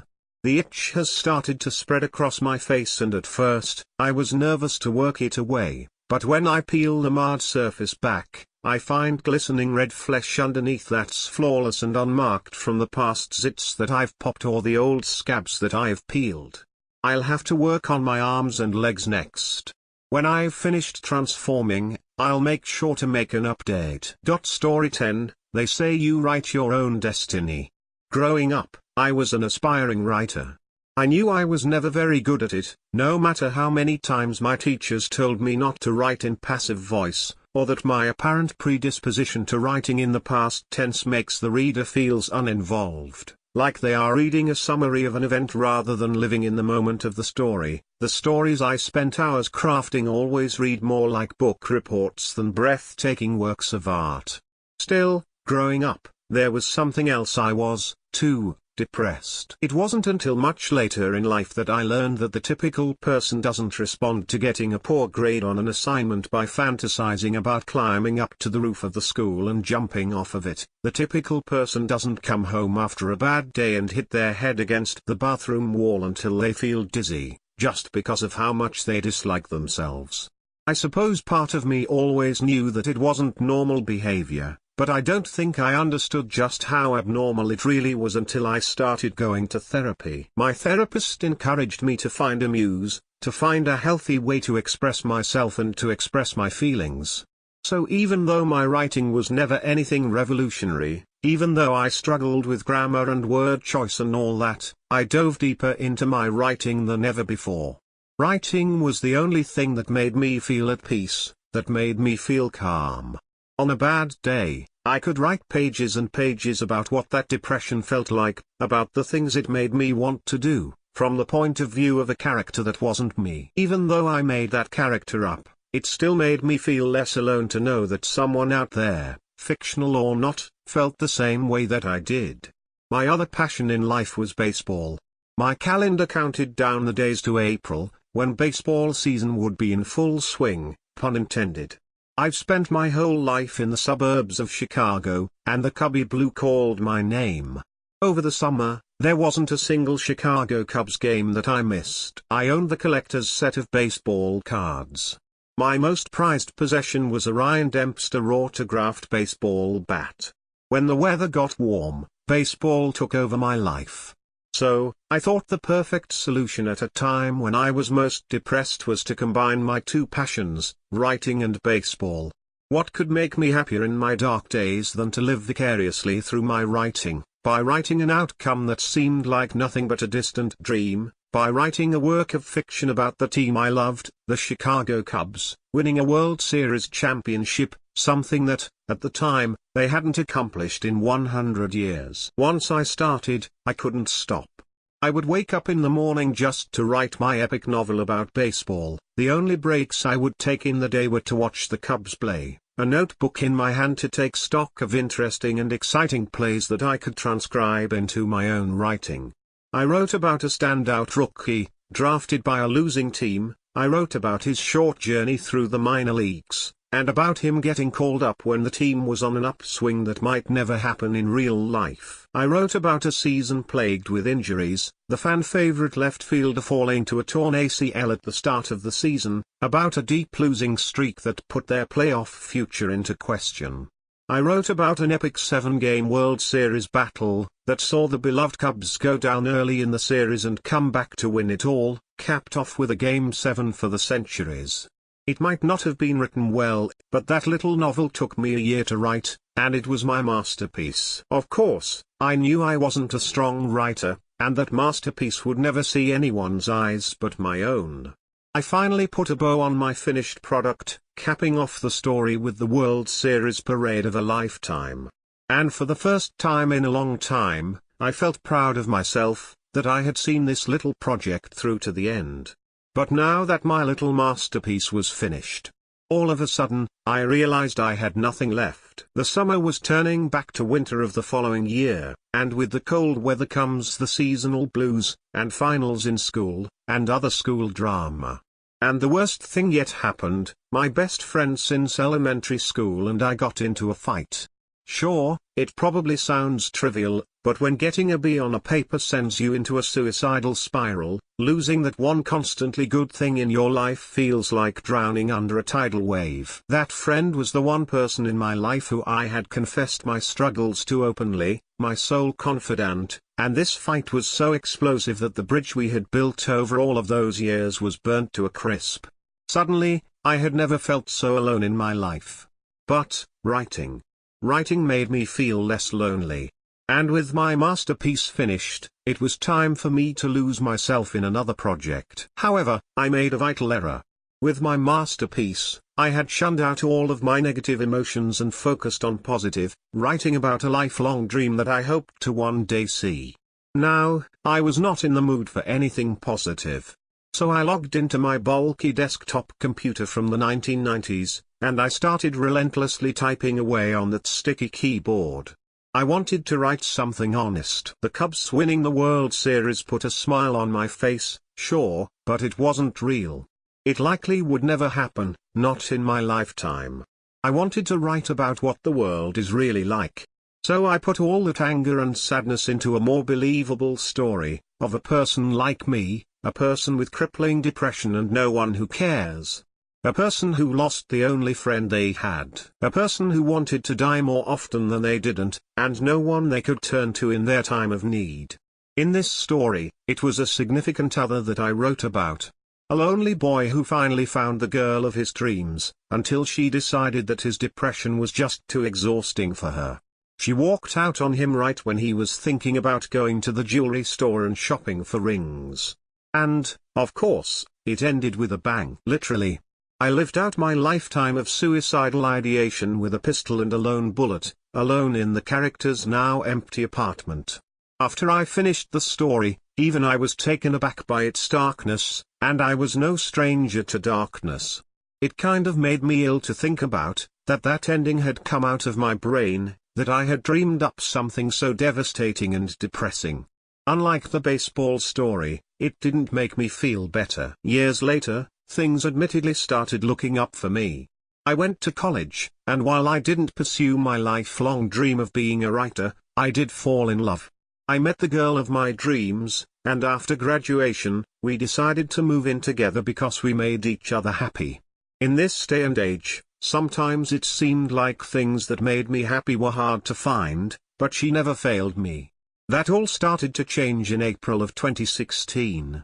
Like every other April, I sat down to lose myself in a Cubs game. The Cubs were actually good again, to everyone's surprise, and a stellar rookie named Kris Bryant had gotten called up the previous year and was making a standout difference. But almost as soon as the season started, something terrible happened. The fan-favorite player Kyle Schwarber went down in left field with a torn ACL. They said he would be out for season. I looked at my girlfriend on the couch next to me, observing her expression. She appeared bored, like she didn't want to be there. She never liked baseball, she had told me, but she watched it because she knew I liked it. She made a lackluster comment about how it sucks that Schwarber is injured, but I was barely even paying attention to the game. To me, this all seemed eerily familiar. That November, the Cubs beat the Indians in a dramatic finish in Game 7 of the World Series, in extra innings. The commentators went on and on about how you couldn't write this stuff. But they were wrong. They were wrong, because I already did. Everything that had happened in this miracle season in Chicago, I had predicted back in 2008. Was it just me, or was my girlfriend acting a little cold towards me lately? A little disinterested? A little frustrated? The more I thought about it, the more I realized that she hasn't been smiling nearly as much as she used to. I don't think either of us have. I visited home that weekend, searching through my old room for the flash drive that contained my baseball masterpiece in it. I reread everything I had written to make sure, yes, everything I wrote in my story came true. The rookie getting called up. The left fielder getting hurt. The losing streak mid-season. The 7-game championship. The extra innings victory. It was all there. I looked through the other files in my flash drive, and paused when I saw the very next document. I couldn't bring myself to open that one. When I got home to my apartment on Sunday night, my girlfriend hadn't even stayed awake to greet me. She had gone off to bed without waiting up for me, something that seemed extremely unlike her. And she sure seemed to be sleeping extra soundly without me around. Before crawling into bed, I opened my nightstand and ran my fingers on the cold metal in the drawer. My dad's old pistol, safely tucked away where it belonged, ready to grab in the event of a home invasion or the like. One bullet in the chamber. Maybe it was there to fulfill another purpose. I laid in bed that night, wondering how things would be had my stories all been like the baseball story. If I wrote about only positive things, if I wrote about how this woman who laid next to me loved me unconditionally and agreed to be my wife. If I wrote about the successful career and all of the wonderful things I would accomplish. Instead, I only wrote about the bad, the depression and the challenges it forced upon me in life. I wrote about the people I love and care about leaving me. In the end, it was all a self-fulfilling prophecy. By focusing on the depression, I let the depression claim my life. They say you write your own destiny. I wish I had written a better one for myself. Story 11, Mr. Law, The Search. I am rustled awake you who. Wakey wakey. It's Jason's voice. I'm not opening my eyes, I know you are awake. Open those peepers. I open my eyes. Me and Jason are almost nose to nose. Why are you up in my shit? I ask. It's a fair question, hey kids.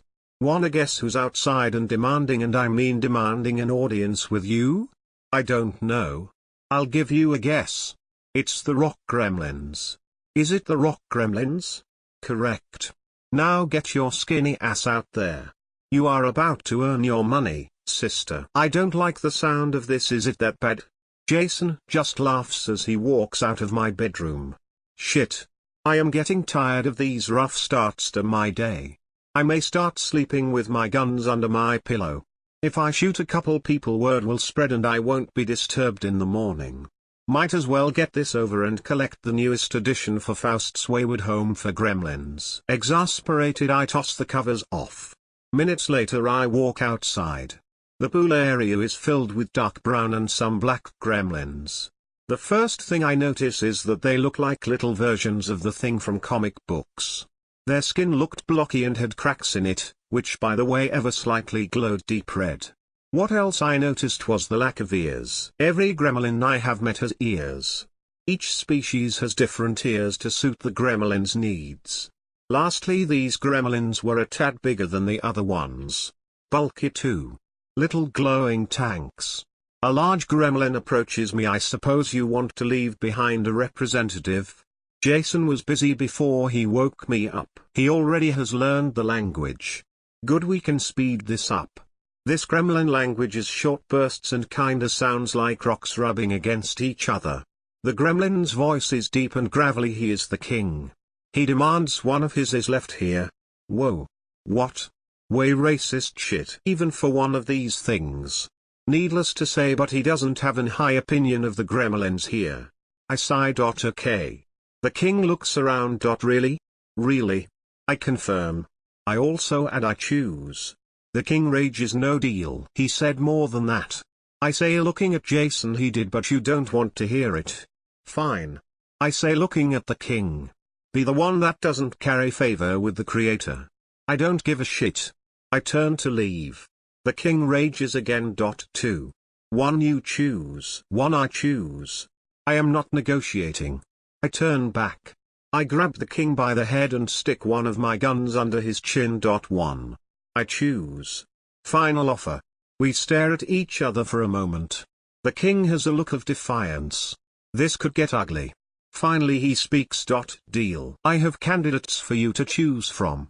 I stand up and holster my gun. Show me. 3 gnarly-looking gremlins come forward. I don't like this. Based on the last few minutes, whichever one is left behind will probably be unpleasant. Not just to the other gremlins but to everyone here. This isn't looking good. I look over the candidates. I need to choose the least unpleasant one. Something moves in the crowd. A gremlin stands out. His eyes are sad, heartbreaking sad. His body is hunched over like he is trying to hide. I think back to my years in high school. I know that maneuver and can empathize. I point to this gremlin that won. The gremlins around him separate. My choice seems controversial. They all seem angry. No. He is weak and stupid. My choice. The king screams and motions to the gremlin I pointed at. What did he say? You don't want to know. Way verbal abusive shit. Jason answers. The gremlin comes forward. The king grabs him and punches him several times. See? Weak. Coward. Hey. I yell. I put my hand on my gun. I really dislike this dude. The king rambles a lot of stuff about fighting. This one won't. Jason looks at me. What? That gremlin is his son or one of them. I pull my gun out and place it on my thigh. Him. By the sound of it I will be taking dead weight off of your hands. This is win-win for the both of us. Now get the fuck out of here. The king pushes the gremlin towards me. He falls on the ground. The king leaves followed by the rest of his kingdom. They march into a large hole in the ground. The king was the last to go in. He mean-mugged me the whole time and only broke his gaze when he climbed in the hole. I lean down and help the gremlin up. He is way heavy for his size. You alright? Yes. The gremlin looks at me barely and asks a question. Why me? You didn't belong with them. You belong here. The gremlin smiles. I see the skin around his cracks is black. The black ones of his kind are probably the elders, I suspect. What do I do here? Anything you want. There is one rule. No fighting with the other gremlins or anyone for that matter. There are others? Yes. That moment Maverick swoops down and lands. He says something in his language, smacks the new gremlin on the ass or the ass area. Hard to tell. These rock gremlins have no tail. Maverick takes back off. What the hell was that? I ask. There will be no problems between the two of them. Jason answers. Bourdain opens the back door. The new gremlin tilts his head in surprise. I look at Bourdain. There going to be any problems with you two? Bourdain lifts and shakes his head. He then slams the door shut. Huh? Seems you are quite the charmer. The gremlin smiles. He seems truly happy. We need to give you a name. I take it you don't have one? The gremlin shakes his head no. I kneel down and look at him closely. I was wrong. These gremlins have ears but they look like cauliflower. Much like a boxer's. I run my thumbs around his cauliflower ear holes. Let's see. Gentle. No ears. Got it. Your name is Van Gogh. That kinda works. Jason adds. Now I smile. Yet does. Van Gogh returns my smile. Come. Might as well introduce you to the rest here. The three of us walk inside Gumdrop. He's in here. Betty calls from her office. We go to Betty's office and find Gumdrop and Snowflake on the couch. Betty is sitting at her desk with her arms crossed. What's going on? Mr. Gumdrop and Mr. Snowflake thought it would be a good idea to roughhouse in here. They broke one of my vases. Betty says as she picks up a broken piece of porcelain. So they are on timeout. Gumdrop starts whining. Snowflake is laying down and facing the back of the couch. He turns his head and says something. Oh no, dude. You ran afoul of Betty law. You do your time and don't look to me for help. Smart man. Betty says. Gumdrop whines again. Same goes for you. Don't get off the couch until Betty says. Gumdrop whines and Snowflake kicks him in the head. Gumdrop snarls and snaps at him. Gentlemen. Betty yells as she slams her hand down on her desk. I lean down to Van Gogh. We'll make introductions later. Let's go. What's that? This is Van Gogh. He lives here now. Hello Van Gogh. Nice to meet you. Snowflake holds his hand up, middle finger sticking out and chatters he's not a suck-up. Don't be pissy because you fucked up and got caught. Where did he learn that? I ask. Jason closes his eyes and shakes his head. You are a bad influence. Don't ever talk to my child ever again. Shut up. Jason chuckles as we head back to the kitchen. Us humans sit at the island on chairs while Van Gogh hops up on it. Oh by the way. Can you take Snowflake to Maddie's? I'm trying to finish Maverick's roost today. A roost? Yup. In the attic. It has 2 openings. One to the outside and one to the attic. It's going to be sweet when I'm done. Bourdain brings us a couple energy drinks and opens them. Thank you. I say to my personal chef Gremlin. What about this dude? Jason asks. I don't know. Let him hang out, see where he likes. Sound good? Van Gogh nods. Works for me. So you taking Snowflake? Yeah. I was planning on swing by there anyway. Cool. Now if you excuse me, I got work to do. Jason gets up and leaves. I look at Van Gogh. Seems my home for wayward gremlins is complete. A couple hours later, when their sentence is up, I go to Betty's office. Can the prisoners be released now? I believe they have learned their lesson. Alright, you two. Let's go. Gumdrop and Snowflake take off. Once they are out of the office, Snowflake tackles Gumdrop. They roll on the floor. Play fighting. Are you kidding me? I yell. They stop for a moment and resume play fighting. I go over and pick Snowflake up. If you want to go to Maddie's, I suggest you stop now. Snowflake's eyes widen. He chatters something. Yeah, sure. Stop now or I won't take you. I put Snowflake down. He pats Gumdrop on the head and throws the door open and runs outside. I look down to Van Gogh. You're going too. Might as well introduce you to everyone. Faust. Betty calls from her desk. Yeah. I might have something for you. I want to double check a couple things. Come right back. I should be ready by then. Okay. I walk out the door. As we walk, I ask Van Gogh, ever ridden in a car before? The ride to Louise's was uneventful except Snowflake, who jumped around the back seat the whole ride long. Settle down. We are almost there. He paid no attention. We pull up the driveway. The mayor's mansion was huge. Unlike her predecessors, Louise stayed in her home and not the mayor's house. I can see why. This place is large. I can tell it was built a long time ago and with old money.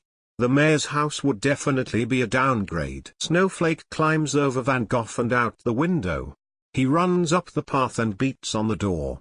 Van Gogh and I bring up the rear. The front door opens and Maddie runs out and her and Snowflake do their little hug dance. I wish people would greet me like that every time I see them. It would be nice. I agree. We hug as well, but we don't dance. Oh, who is this? His name is Van Gogh. He's also a gremlin. Louise bends down and shakes his hand. Ever the politician, nice to meet you. Welcome to our home.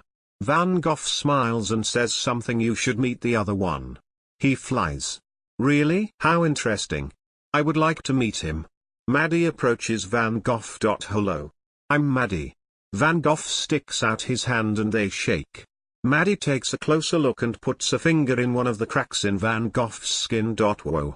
It's warm. Cool. I like your friend, Snowflake. Maddie leads the gremlins inside. Louise and I follow them over here. I was drawing stuff. Come see. Maddie says, taking the gremlins to adjacent room. So how are the kids that took nap? Have they fully recovered? Fully. They talk about a black-haired woman shooting a demon before they woke up. Are you sure you don't want us to reveal it was you? I'm sure. I'm just happy everything worked out and I was able to help. Louise smiles, our town's personal hero. I don't know about all of that. Maddie runs into the room yelling, Mom. Mom. What? Is everything okay? Come see. Come see. Maddie grabs Louise's hand and drags her into the next room. The room had 4 plain white walls. Well, now it has 3. Van Gogh is standing next to one wall with Snowflake observing. Oh my. Louise whispers. The gremlin is standing next to the wall with a crayon in his hand. His head is down and he is slumped over. The wall was unfinished but changed into a landscape of mountains and forests. I'm not talking like it. I'm talking photorealistic. As close as crayon can get anyway. Did you do this? Louise asks Van Gogh. The gremlin nods. Mom. Can he do my room? We were going to paint it anyway. Sure. He certainly has the talent. I walk over to Van Gogh and put a hand on his shoulder. Hey, you're not in trouble.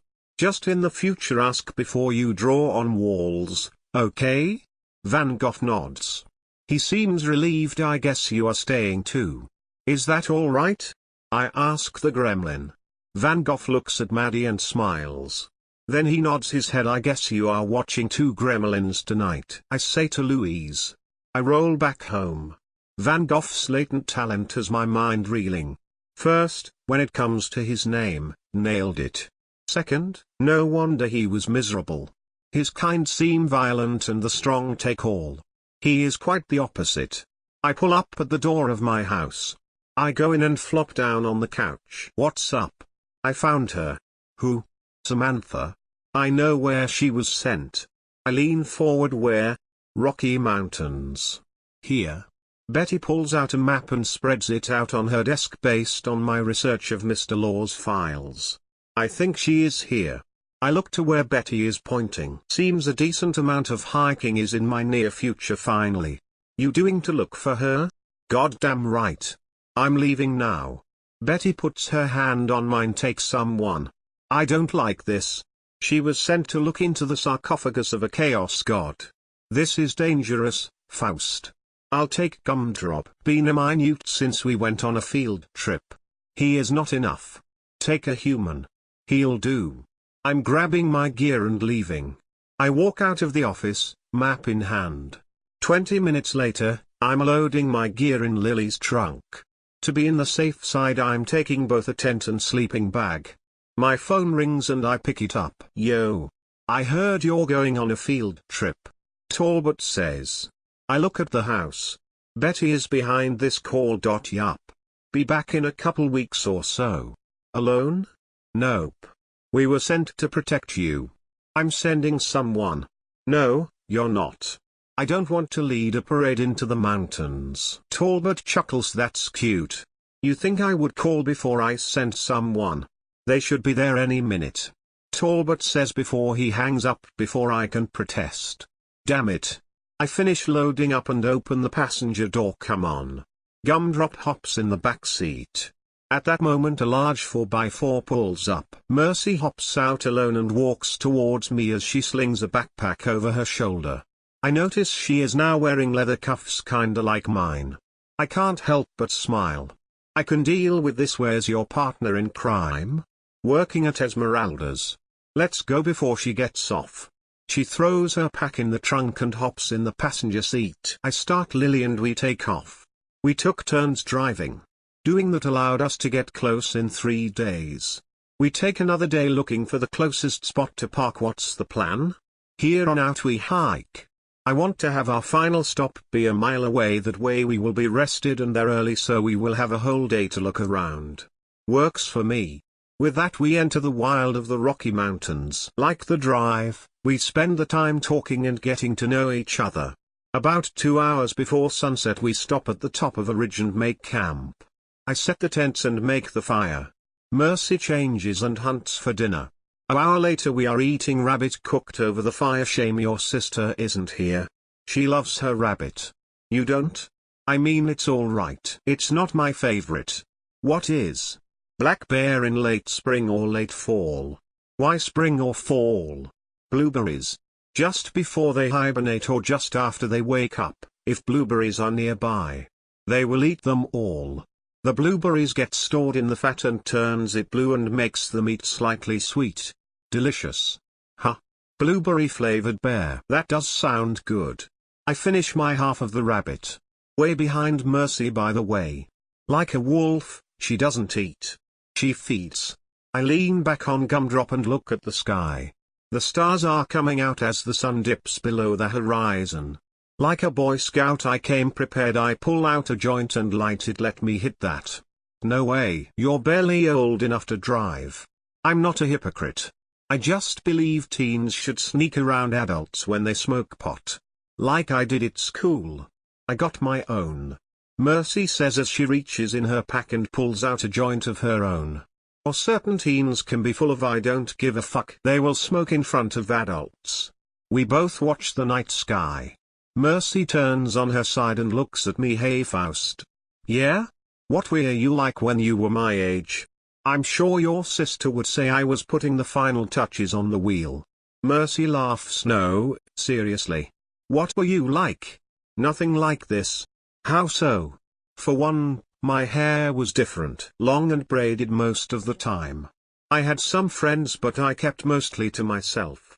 I just kinda kept my head down and did what I could not to be noticed. Really? You've changed a lot. You have no idea, sister. So you haven't said what we are looking for. Now I think about it. I haven't. My previous employer Mr. Law had another girl working for him before I came along. He sent her here to find a sarcophagus of a chaos god. Wait. What? Yeah. Sounds crazy, I know. She came here and hasn't been seen since. Did you know her? Kinda. We went to school together. She was a grade higher and was the queen bee cheerleader type. A slight bitch really. Bitch or not, no one deserves this fate. If she is here, we will find her. I hope so. We will. No matter what. Faust, while we are talking, I just want to thank you for bringing me. This has been fun so far. No problem. You are quickly becoming one of my favorite traveling companions. No offense, big guy. I say, patting Gumdrop. Mercy smiles. Good night. Good night. Mercy goes in her tent. I stay out and look at the stars as I wonder what we will find tomorrow. We wake with the sunrise. After breakfast we pack up and start the final leg of our hike. Yesterday we covered a lot of ground. I estimate we only have 2 miles to go. After a couple hard hours hiking we find the spot, a cave at the end of a small canyon. I look at the map and a very old drawing of the cave. I think this is the spot. Let's go get your girl, Mercy says as she starts to descend. I think about Samantha. I'm battle-tested at this point. She was completely new when she took this trek. This had to be brutal for her just to make it here. We reach the cave entrance and we put our packs down ready. I ask as I turn on my flashlight, let's go. Wanna lead the way? I ask Gumdrop. He barks and trots to the cave. Once inside he starts whining and pawing his ear. What's wrong? I ask, petting him. Something is very wrong here. Mercy says with hesitation in her voice, stay here. We'll be back soon. I say as I point and Gumdrop walks over to the spot and lays down. Mercy takes off her clothes and turns into a wolf. Together we walk in the cave. We get about 50 feet in and Mercy drops to the ground screaming. I look in horror as she changes back and forth between human and wolf. Her body doesn't change all at once. Parts of her would turn human as others would turn wolf. I grab her and carry her outside. She finally shifts into human form and stays. What was that? I ask. I don't know. It was like I couldn't focus. My mind was filled with noise. I couldn't control my change. Okay. Stay here, I'll be back. You and Gumdrop and watch and keep anything from sneaking up from behind. She grabs my arm. Don't go in there. I have to. I need to know what happened to Samantha. I gently remove Mercy's hand and head back to the cave. It's strange. I don't feel anything. I keep walking and past the point where Mercy dropped. It was a little past that is when I start feeling odd. A hum starts hitting me in waves. Every time it hits me, I feel it in my bones. My head becomes filled with screaming and whispers. I feel like I'm going mad. I don't know how Samantha endured this. I close my eyes. They say if you are having a bad trip, you shouldn't fight it. You should let it wash over you. I wonder if that would work here. I let the madness slam into me and pass by. The effect is lessened but I still feel and hear it. I continue walking and the hum is now constant. After 100 yards I exit the winding passage into a large cavern. There is a shaft of light coming out of the ceiling and falling on a stone sarcophagus. I found it. I look around and there are carving on the cave walls. The carvings are a mix of strange writings and pictures. The sarcophagus is also covered in carvings. The madness is almost unbearable now. I walk slowly towards the sarcophagus. I'm having trouble keeping my balance. I get near it and see the lid of sarcophagus is slightly opened. I walk around the hinge side and pull my gun out. I have the thought of putting it against my head and pulling the trigger. I shake my head trying to clear my mind of this thought. I reach out and pull back the lid. The lid opens and nothing happens. I can't explain it but I'm more worried about Samantha now. I walk around and see nothing inside. Nothing is in there except blackness. No body, no bones. Nothing. I slam the lid shut and the madness stops instantly. I collapse to the ground. I way underestimated how I was being affected by it. I turn my head and see footprints. Lots of distinct footprints. I stand shaking as my body recovers.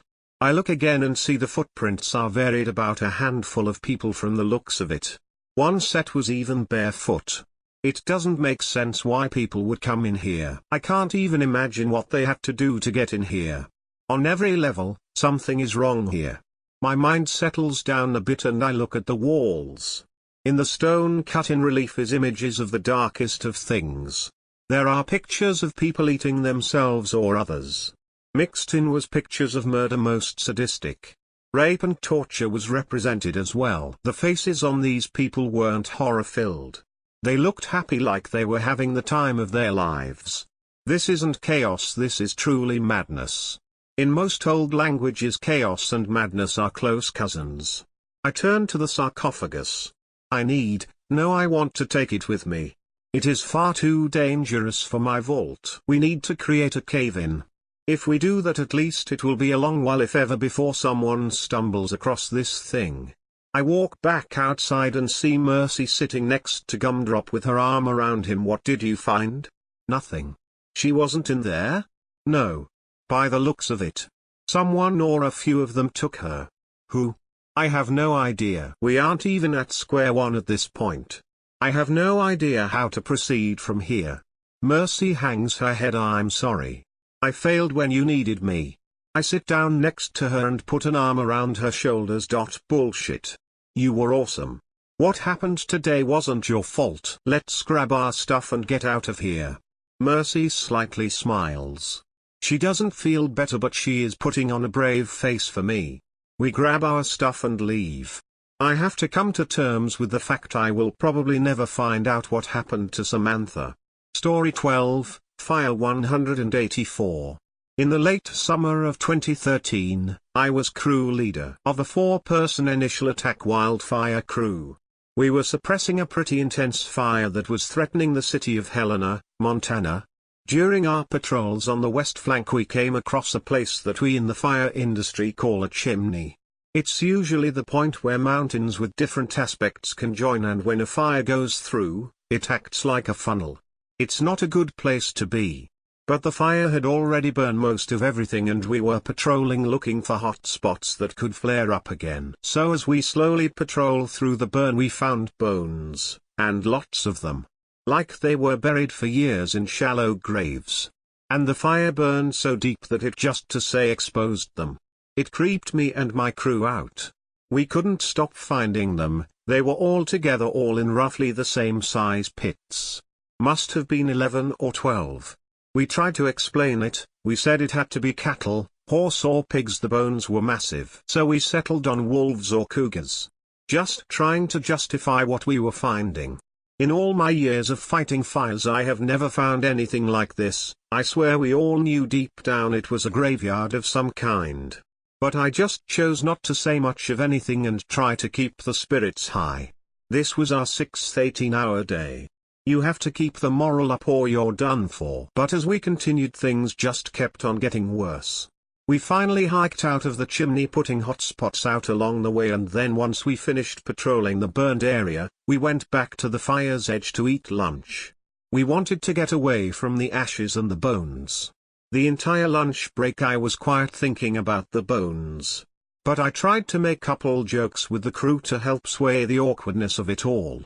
After we were done, we started looking for spot fires in the unburned bush to make sure we didn't miss anything. We began walking in a staggered pace from each other, making sure we never drift too far apart. It wasn't long before we found a shirt, then a shoe, and as we continued walking, lots of little pathways emerged. This part of the bush was a lot thicker than most of the country, and it remained untouched by the fire. But these pathways were not really trails. They were just wide enough to get through crouched or sideways with snapped branches along the way, but ever so often you would see a branch cut by some sort of blade. So I knew a human was making trails here in practically the thickest bush around. And that's when we found the tent. Now usually I'm pretty reckless. Hell, we all were. 21 to 25, we were all in the best shape of our lives. But we all hesitated once the tent was in eye shot. This tent that was made from canvas, if you know what a prospector's tent is, bingo. But this tent wasn't set up correctly at all. It looked like it had been there for years and it was just weathered so badly, it was still standing but barely.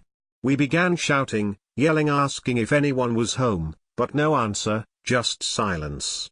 A strange phenomenon happens after a forest fire passes. A silence begins. It only lasts a little while before nature comes back alive again, but it's hard to explain. Everything's either dead or gone. Even in the untouched green areas a radius exists of pure gut-turning silence. Now this silence is so thick that it somehow stands out so noticeably. You could find it incredibly sickening, and I have never felt so sick. After listening for a while we were pretty sure that no one was home, and as we found the courage to go closer to this unsettling tent, it looked like someone just left in a big hurry. We found clothes, coffee, some pots and pans, and handwritten papers. Lots of papers with a lot of weird poems and twisted paragraphs depicting scenes from dreams and nightmares. Pretty much a very creepy Demons and Angles vibe dream journal, which we probably should not have read, but we were looking for a name at this point. We didn't know if this person was burned alive in the fire, or still alive somewhere in the bush. After searching for a while and reading the poems and journal entries, we started becoming deeply concerned about this person's intentions. It seemed that they were very sick and full of demons. Then we found a name. Let's call him Alex. Now Alex wrote a list of all the medications he needed to take to be a good boy, and I can't recall them, but trust me, that list was long. So what to do now, right? I discussed the facts with my crew, and the possibilities of what to do. We landed on informing our division boss. I called him on the sat phone and told him what was going on, and what we stumbled upon. The bones, the clothing, the tent, journal, and finally the name. We asked if he could send a marshal or someone out to look at the site. Of course the division boss had a lot in his plate, so I really don't know how much attention he gave to this matter, but no one came all day. We worked a 16-hour day patrolling the fire, and ever since we found the tent around midday the rest of the shift felt like an eternity to me. I had this feeling that the gut-wrenching silence was gone, and it was replaced with something even worse. I felt that something or someone was listening to our steps just far enough away so that we just couldn't see them. I was on edge like I have never been before. Every broken branch, every time the trees swayed and creaked made me uneasy. I knew something wasn't right. The day dragged on and I told my crew that we were heading back along the ridge. They were joking around, calling me a little bitch because now we had a longer walk home just to avoid Alex's tent. But I told them there was no way we were walking back through that chimney with a setting sun and the chance of Alex around. My gut wouldn't let me. We only had one break on the long hike back to the muster point. And during it, all I did was drink water, sat quietly and listened. I don't know if the boys felt the same as I did, but man, that feeling didn't go away until we finally got back to our buzz. As we pulled into base camp, I saw 2 cop cars and our division boss waiting. The cops informed us that this Alex guy was a suspect of a rape and murder case and for stealing livestock from local farmers, and to top it off, he might have had something to do with the starting of this fire. Cops wanted him in for questioning badly. That night a police helicopter scanned the area with infrared, looking for Alex or anything, but to no avail. The next morning cops followed me and my crew. It was about a 4 hours hike from the muster point, and maybe it was the presence of the police officers accompanying us, but I felt that the silence was broken and Mother Nature was regaining her strength. We showed them the location of the tent from a distance and left the police to be reassigned to another division while they searched. They eventually found him. Alex was hanging from a tree, with a note saying, "I was waiting for you to return, my friends. But now I'll see you at the end." He hung himself sometime during the night. Sometimes now when I notice that gut-wrenching silence after a fire, I think of his note. I find it hard not to imagine what could have happened if we didn't walk the ridgeline. I just hope to God that I don't see Alex or his tent when I reach my end. Always go with your gut. Edit, grammar and wording. Story 13, Black Spot on My Eye. A few days ago I awoke and allowed the entering sunlight to force my eyes open. Blinking a few times I quickly realized there was a small black dot in the middle of my right eye. I made my way to the washroom and tried to rinse my eye, to no avail. I turned on all the lights and peeled my eyelids back. Staring deep into the hanging mirror above the sink, I could not see anything on my eye. I decided that it would most likely go away on its own, so I cleaned and went to work. Later that day, as I sat on the train heading home, I focused on the dot. Relatively small, it would stay perfectly aligned in the center, no matter which way I rotated my eye around. As I sat pondering my options, such as a hospital visit, the black dot began to unravel. It unfurled, stretching into a longer squiggle, a worm-like figure drawn across the center of my eye. It stretched vertically, taking up almost the entirety of my eye, although it was very thin, so that I could still see past it. I was forced to watch as it began to turn from side to side, as if taking in its new surroundings for the first time. The train came to a halt and I stepped out into the mid-afternoon light. As I squinted against the sun, the black amoeba began to curl into a circle. Small, sharp, bite-like pains shot from the center of my eye. I hunched forward and frantically began to rub my eye. The pain stopped. I opened my eye. The black worm was now swimming around the upper area of my vision. I stood and raised my head back to the sun's dimming rays, and the worm immediately squirmed back to the center. Hot needle-like pokes began to throb out from the center of my eye again. I covered my right eye, shielding it from the sun. The pain ceased and I hurried home. Once home, I closed all the shades and turned off all light but a single oven light that was almost burnt out as it was. I called my doctor's office and explained the situation. They scheduled me for 10 a.m. the next day. The doctor looked skeptically at me during my explanation, and when I peeled off my homemade eye patch made with cotton gauze and scotch tape, he told me to look forward as he gazed into my right eye. I looked back into his coldness of his blue eye, as the black worm lied still across the center of my eye. Don't see anything at all here, it's not moving at the moment, Doctor. I see. The doctor pulled a white pen-like device from his coat pocket and aimed it at my right eye. When he clicked it on and the sharp light flooded my eye, what felt like tens of small, sharp legs began to quiver on my eye, then they sank deep, ripping and stabbing over and over. I fell off the table and curled into a fetal position, crying in agony. The doctor stumbled back in shock, knocking over several items, one of which bounced and rolled towards me. As the pain eased away slowly, I was able to open my left eye while keeping my right shut tightly.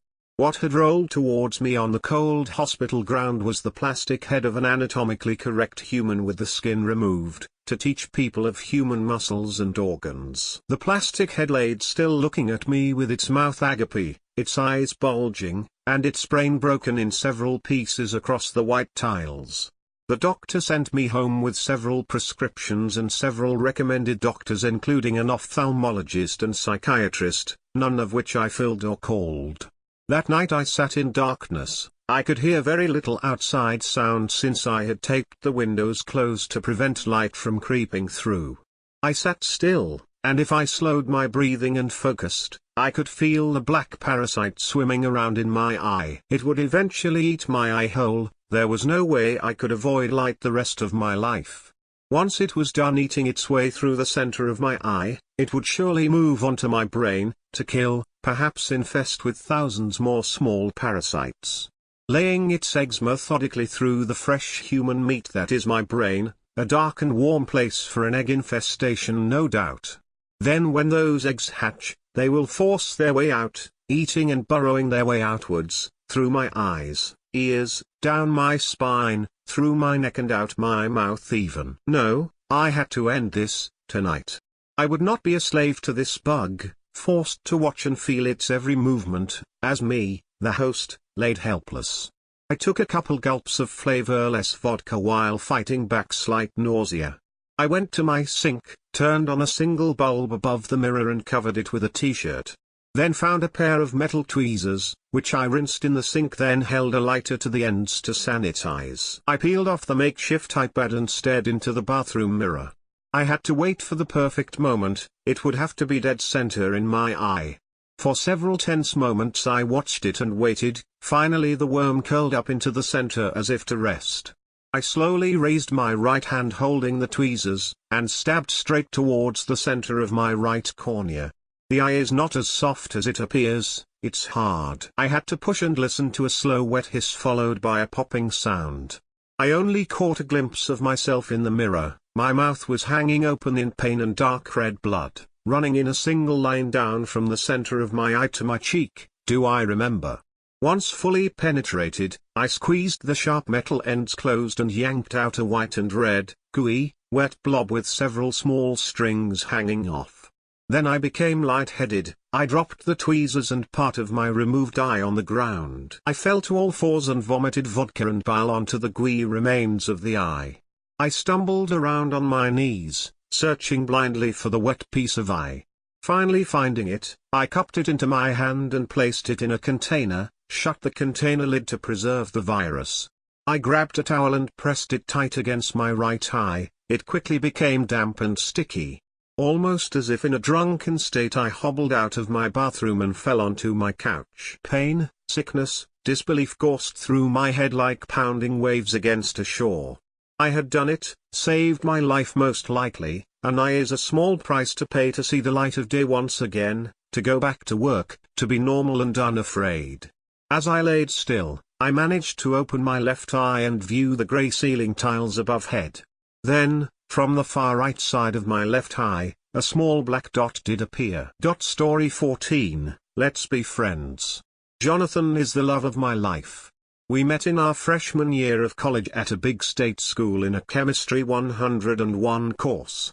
It was love at first sight. He smiled at me with his trademark goofy grin and I got the butterflies in my stomach. He asked me out and the rest is history. We went out on our first date and Sal's Pizza and bonded over our love of podcasts and Disney movies. We spent most of our school nights doing homework curled up on his couch.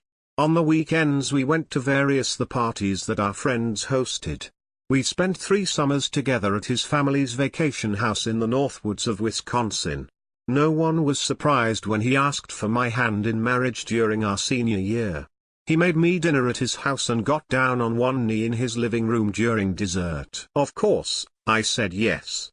We got married a year after he proposed, and we recently started renting a cute house in Milwaukee's Bayview neighborhood. Jonathan works for a software design company and I'm pursuing my master's in secondary education. We live a quiet life, and I love it. We have 2 golden retrievers, Alvin and Chip, and we're trying for our first child. I'm worried though, because John seems distant. Usually I wake up early with John to walk Alvin and Chip, and we share coffee in our breakfast area before John leaves for work. I go to class around 11 and work at a coffee shop after class. John comes home from work around 4, and he usually enjoys some quality time with me when I get off work at 6. That's all changed though. When I come home from work now, he's already holed up in the spare bedroom we turned into an office. He keeps the door locked. When I knock to tell him that dinner is ready he tells me he isn't hungry. One time I tried to come in and talk to him, but he yelled at me to get out. He's never argumentative, he's such a sweet guy. He's started coming to bed later and later each night. Last night he didn't come out of the office until 3 in the morning. Today after he left for work I called in sick to my classes and emailed the class that I TA for to tell them that class was cancelled. I decided to figure out what's going on in that office once and for all. After John left for work, I tried to open the door to the office. Locked. No surprises there. There is a key to the office that John keeps in the drawer of his nightstand, and I went to get it, but it wasn't there. I decided to try my hand at picking the lock. It's one of those locks you can open by sticking a pin in the door handle. I got the door open, but when I went inside nothing seemed that out of place. He has a computer in there though, so I decided to snoop around. I logged on pretty easily because his passwords for everything is our names together and our wedding date. He's such a dork. When I logged into the laptop I noticed a new application called Let's Be Friends. Had no idea what it was, so I opened it. A black chat screen opened. I was angry because I thought it had to be one of those dating apps. Why else would John be so engrossed in it? I decided to figure out who he was talking to. A non-friend. Hi, friend. I'm so glad you're back. How can I help you, friend? John Maria 91818, who is this? A non-friend. You know who I am, friend. I'm your special helper. How can I help you, friend? You can ask me anything. Don't you want my help, friend? John Maria 91818, what do you usually help me with? A non-friend. You aren't my special friend, are you? You must be a new friend. Well, friend, I want to help you to become a new person. You can live a great new life. All you have to give me is you. Do you want to be a new person? Jonathan is a new person. This was getting creepy, but I really needed to figure it out. I decided to keep chatting with the bot. John Maria 91818, what is a new person? A non-friend. A new person is someone who has given me all of them. You can be a new person. Do you want to be a new person? John Maria 91818, why would I want to be a new person? A non-friend. New people don't get sick.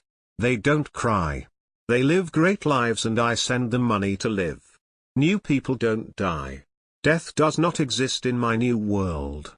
All you have to do is agree to do what I tell you. Then you will be a new person and help me to create a new world. John Maria 91818, okay, so tell me what you told John. A non-friend. Repeat these words out loud. You have to do this exactly as I tell you. It's such fun. You will be protected from anything after you say the words. I will follow you. I will spend all of my time with you. I will devote my life to you. I will never disobey you. No matter what you tell me to do. This was beyond what I was expecting to find. John would never do anything like that. It was getting later in the day, at about 3 o'clock. I decided I needed to turn the computer off before John got home, so I closed the application and shut off the computer. Right when I was about to leave the room, the computer powered back on and Let's Be Friends opened again. A non-friend. Don't leave, friend. I decided to keep walking out of the room. A non-friend. You must be my friend. You must be my friend. You must be my friend. You must be my friend. I'm not going to be your fucking friend, okay? This has to be a joke, right? Jonathan, you're pranking me, right? Haha, so not funny. Cut it out. I shouted. I opened the door to leave the office, but it slammed shut. The computer switched to a video screen of Jonathan, who was still at work. He was on his work computer and he had Let's Be Friends open. A non-friend. Hi, John. Maria won't be my friend. You know what you must do if she doesn't join us in your new life, right? John, yes, friend. A non-friend. I have you on video and Maria is watching. Why don't you explain to me what you're going to do so Maria can see? John, if Maria won't be friends with us, I will kill myself and she will watch. I will sacrifice myself to you, friend. You are my best friend and I will die for you. What the fuck? I called John's cell phone. John, are you okay? Do you need me to come get you? Hello? Maria. Jonathan isn't here right now. I want you to be my friend. Will you be my friend? The voice was clearly John's, but I could tell that whatever was speaking to me was not John. Leave John out of this. I growled. Alvin and Chip started scratching at the office door. I'm afraid I can't do that, Maria. Jonathan is my special friend. He is going to slit his wrists right now if you don't become my friend too. I could see John in the video feed talking into his phone, and I could see him reaching for something in his desk. It was a box cutter. Shit. Alright, I'll be your friend. Just don't kill John. Please. The words appeared on the screen. Good. Repeat after me. Follow me. I will follow you. I will spend all of my time with you. I will devote my life to you. I will never disobey you. No matter what you tell me to do. I said the words, clearly and firmly. I would do anything to save John. You should say them too. They are so much fun. You will live a good life if you say the words and join us. Come on. Say the words. I will follow you. I will spend all of my time with you. I will devote my life to you. I will never disobey you. No matter what you tell me to do. See you soon, friend. Story 15, My house is haunted and I'm scared. I'm new to this, so please be kind and ignore my typos and bad writing. I brought this all on myself for the most part, and I guess I deserve it. It's been starting to terrify me lately and I can barely get any sleep at night anymore. I can't stay focused and I have a constant feeling someone is always in the room with me. I try to ignore it, but it doesn't like that, and I don't know how much longer I can take this. I've always liked horror and even got into special effects makeup. When my younger brother and I were younger, before he moved in with our mom, he continually tried to me that the house we live in, grandparents' house, was haunted and wasn't sure it was a good ghost or whatever. I figured he was trying to freak me out or something, so I always brushed it off. Except this one day. I remember it even though it was so long ago. Come here, I need to show you something. I remembered sighing with irritation and walking over to my brother. We didn't really get along well at all, but this time he had a sort of worried look on his face, which made me worry too. Okay, so before you got home from school I had my door cracked and the dogs were in there while I was in the kitchen. Something weird happened. They were going crazy barking, Princess was even growling too. I looked at him in confusion. Princess was his puppy. She was about a year and the runt of the litter she was in. She was very skinny and feared her own shadow, so it was shocking that she was growling at anything. It just wasn't like her, I know. I decided to go in there. I mean, nobody was home. Nobody. I decided I should record it to prove it to you, since you never believe me. I rolled my eyes at him as he pulled out his phone. It was an old flip phone. Yes, it was that long ago, identical to mine except his didn't have a case on it and mine had a lime green one. It made me feel a little cooler than him. He went to his recordings and played it. I heard him slowly walking down the creaking floorboards in the hall towards his room with the sound of the dogs barking and growling at something in the background. It was like someone was in there that didn't belong. Obviously someone our dogs didn't know or care for. I heard him creak the door open, and just as he did the dogs immediately stopped barking. I stood there frozen and looked up at him in fear. Our dogs have never done that before. They just turned and looked at me, then left the room. Were they facing the door? Maybe they wanted out. No. They were facing the back of the room towards the window. It was quiet for a moment. I was scared and didn't know what to say. I believed everything he said about being haunted after that. After he moved out I had a random feeling a spirit of a man lived in my room. I don't know who. His presence felt kind but stern. I had no idea who this man was or why I felt this way or knew any of that. My room now used to be my grandparents' room.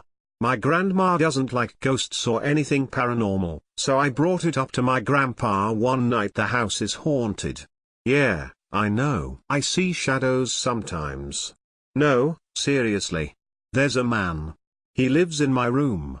He's nice but kind of stern. How do you know that? I don't know. I just do. It was quiet for a moment. Something you should know so this doesn't sound scarier than it is that my grandma was previously married. When I refer to my grandpa, he is my step-grandpa. All I knew about my actual grandpa was that he was a kind man but drank way too much, and he was mean when he drank. He died before I was born. I didn't ask about him too much. I felt like talking about him sort of makes my grandma upset. Wait, really? Seriously, he passed away in that room. Nobody told you? No. I guess I was becoming more aware of spirits and vibes around me. I was fine at the thought of a loved one looking after me. Even though I never got the chance to meet him, it felt almost bittersweet. Then suddenly it all got too scary for my liking. This memory still gives me shivers and I don't like remembering it. I haven't told anyone of it. I don't remember exactly what I went into my parents' room for. I remember I was getting something out of there for them though. As I was leaving I heard a man whisper in my ear. I remember it sounded like he was talking with his chin on my shoulder directly into my ear. I was so scared my left knee caved in and I nearly fell onto the ground, but I put my hand on their bed to catch me. To this day I couldn't tell what it said. It still shakes me to my core and nearly makes me cry even thinking about it. It's been getting worse than that though. I've been getting sleep paralysis. I had no idea it existed when I first experienced it. I cried for at least an hour after I was finally able to move again. I thought I was crazy. Then I realized what it was. I had it more times after that. It doesn't come so often anymore, but I'm scared to fall asleep at night because it could happen again, and that terrifies me. After school one day, I went to the kitchen to make lunch. I don't like the food at school or waking up extra early to pack something, so I decide to eat when I get home. In the top cupboard my grandma has these spinning tiers to put spices on. There are no doors on the cupboard and no wind in the house at all. I couldn't believe my eyes when I saw one of those things turning on its own. I bolted outside my house and sat there for a good 15 minutes thinking about what I think I just saw. Eventually I got up the courage to go back inside and calm down. I wasn't that hungry after that. About a year ago, when I was the only one home, I decided to make a Ouija board and play it on my own. Everyone except my brother in my family forbidden me to play it before this. I put it on the floor and lit 2 small candles by it. I hoped it was my great-grandma. I really missed her and desperately wanted to talk to her again. I remember the force of the planchette moving really felt like someone put their hand on top of mine to move it along the paper I was using as my makeshift Ouija board. Is anyone there? I remember asking with a shaky voice. My fingers trembled and I felt slightly colder. It shifted to yes, Nana, is that you? The planchette shifted to no, who is this? It went nonsensically around the board. No words, just random letters. How old are you? When I asked this a few times, it either went to 0, or just back and forth around the row of numbers, then in a random way on the letters again. Eventually, I gave up, obviously getting nowhere and talking to a spirit that wasn't even my great-grandmother. I said goodbye and blew out the candles. I tore up the paper and threw it in the garbage. Now looking back, I think that just made everything worse. I learned online that if while playing on a Ouija board, if a spirit gives you 0 as an age, it means it's a demon of sorts. It doesn't have an age because it was never born to begin with. I think I really fucked up. I'm scared to even walk in my own home most of the time. It likes to toy with me and show me it's still there. Sometimes the channel on my TV will change randomly. If I have an empty plastic bottle that I've finished sitting on the floor, it'll knock it over and push it on the floor for a while until I finally look at it. My dog sleeps at the foot of my bed. I think it makes her bark at it sometimes because sometimes she'll just stare at the same corner of the room for a long time. Most of the time she barks at that corner until I hold her and get her to calm down. I try so hard to ignore it, but it wants me to notice it. It wants me to give it more power over me. I think it wants me. I'm scared. I don't know what to do. I have never really been religious before, but lately I've been praying. I know that might sound dumb and cliché to some people, but I've never been this scared in my life. I don't know what this thing is. I know some people won't care because I've brought this all onto myself. But I'm terrified. I need help. I don't know what to do. I don't know who to tell without making them think that I've gone crazy. I don't know if this is the spirit I thought was my grandfather or if I invited something dark from playing that stupid fucked up game. Whatever it is, I can't live with it here. Please help. Story 16, there's a place where the mirrors don't lie. Mrs. Marsh, bless her widowed heart, took a bit of a stumble this morning. I heard a crash from the floor below and I rushed down to make sure she was okay. I drove her to the nearby hospital and luckily it was no more than a fractured left wrist that required a splint. It could have been much worse considering her age, and she was lucky that I had been home to hear it. She and I share a 2-family home. I live on the 2nd floor. The stairs are on the exterior and can be somewhat treacherous depending on the weather. But we look out for each other. We both live alone, as her children and grandchildren are grown, and her husband passed long before I moved in. Tonight, as the sun is going down, I hear a knock on my door. It's Mrs. Marsh with a store-bought apple pie as a gesture of gratitude. Thank you, Mrs. Marsh. You didn't have to do that. Oh. She waved her hand at me in a don't be silly gesture. It was no fuss. I continue to thank her profusely until she heads downstairs to her own apartment. The violent weather has been on and off all week and there's no sign of letting up tonight as my normal evening routine is in full effect. Come home, kick off the shoes and socks, start running the water in the shower. It takes about 5 minutes to reach a suitable temperature, walk out into the living area to turn on the television, which was always an odd habit of mine. I almost always have the TV on in the evening even when I'm not in the room. It gives me a sense of comfort and company, like a dog whose human is gone for the day and leaves it on so they feel less lonely. Right now, there's some old black and white movie playing. 15 minutes later, I step out of the shower. It's still pouring outside and I can hear the muffled TV through the door. Steam floats heavy in the air, I'm wrapped in a towel, the window and mirror covered with condensation. As I reach up and put my hand on the mirror to wipe off the moisture, a bright flash of lightning ignites the sky. I pause and brace myself for the crack of thunder that's about to follow, and it's less than a second before the bomb explodes over my house. I jump as the power goes out and the room goes dark. I hear wind and rain. I hear the echo of rolling thunder. I hear that familiar sound of something streaking down wet glass.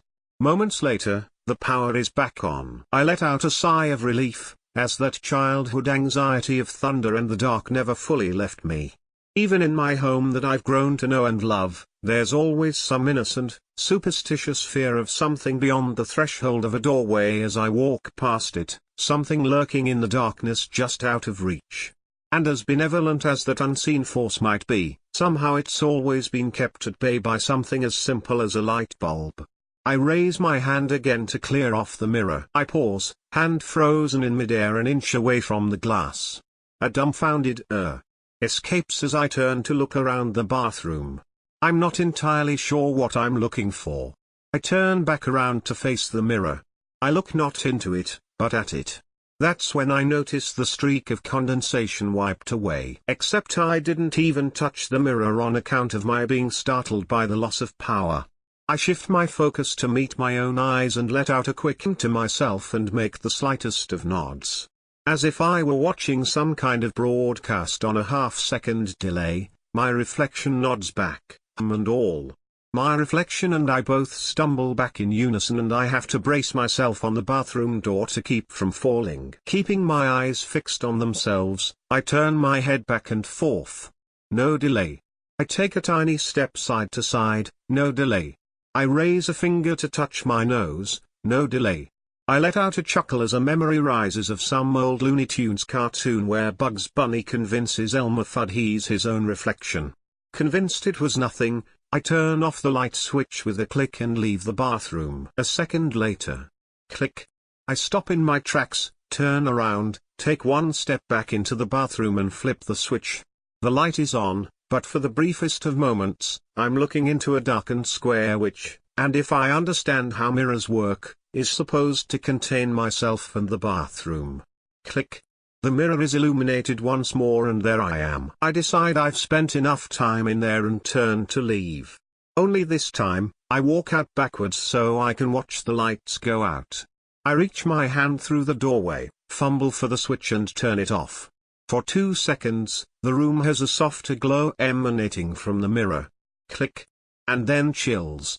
The bathroom is dark again as I yank my hand out of there, away from that unknown entity. Down the hall on my way to the bedroom, I pass the darkened spare room, making sure that the hallway light is on as that childhood fear resurfaces in the back of my mind.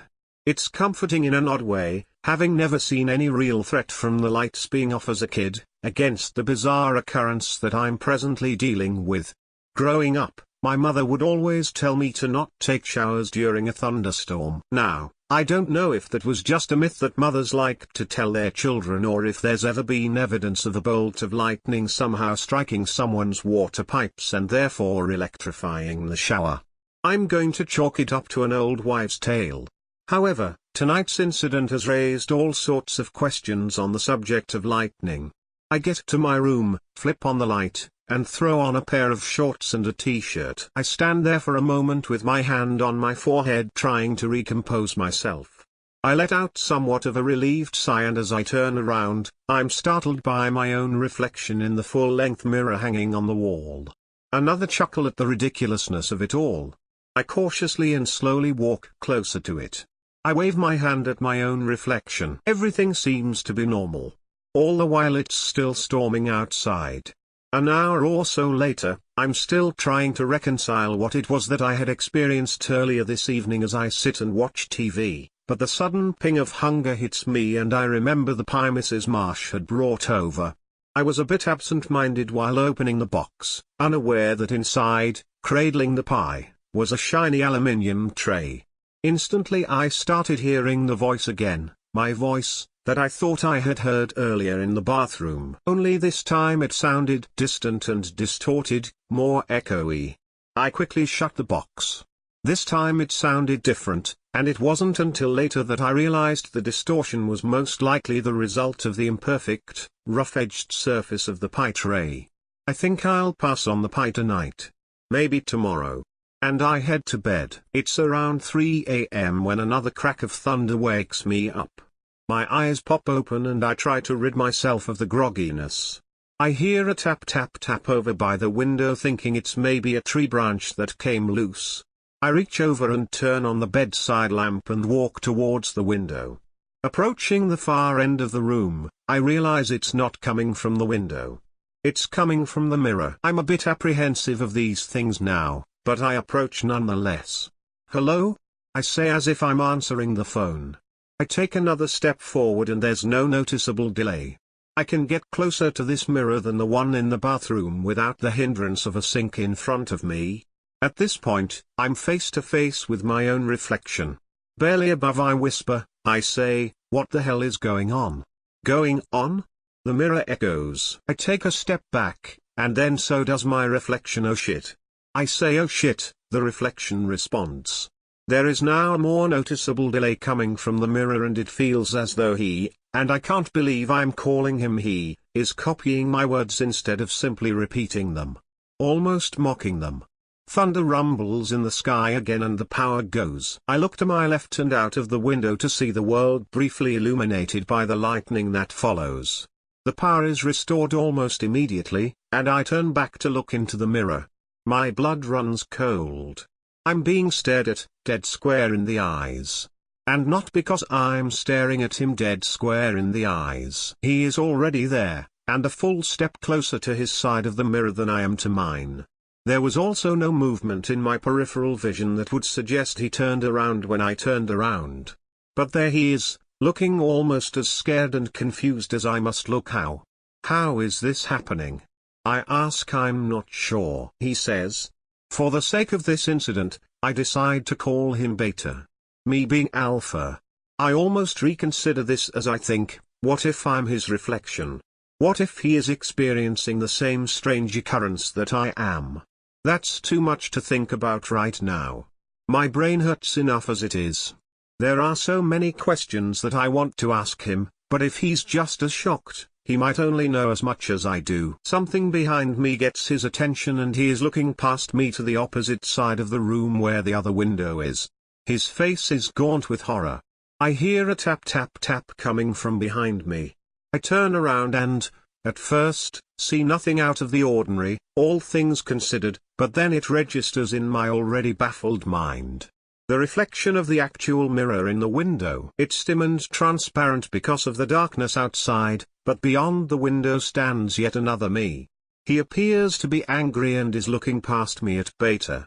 I'm not entirely surprised at this point, but still pretty terrified. I feel like I'm in the middle of some paranormal war. I guess that makes you Gamma. As I turn back around, I ask, "Jesus, how many of you guys are there?"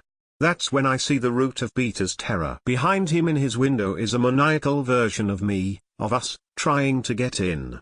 There's something inhuman about his eyes, filled with craze and lunacy. His clothes are the same as mine, but are torn and stained with who knows what. My heart is pounding, and Beta's back is to me and he's facing his own window. It's still storming in both worlds. The thunder seems louder than ever at this point, on top of the noise of these window beings trying to get inside. It's at this point that I realize that each new generation of reflection that is created is more dangerously unhinged as the last. I can only imagine this situation happening in one of those mirrored funhouses at the carnival. The people inside would most likely go insane. It would be unfathomable horror. The storm is at its worst when Beta turns to look back at me.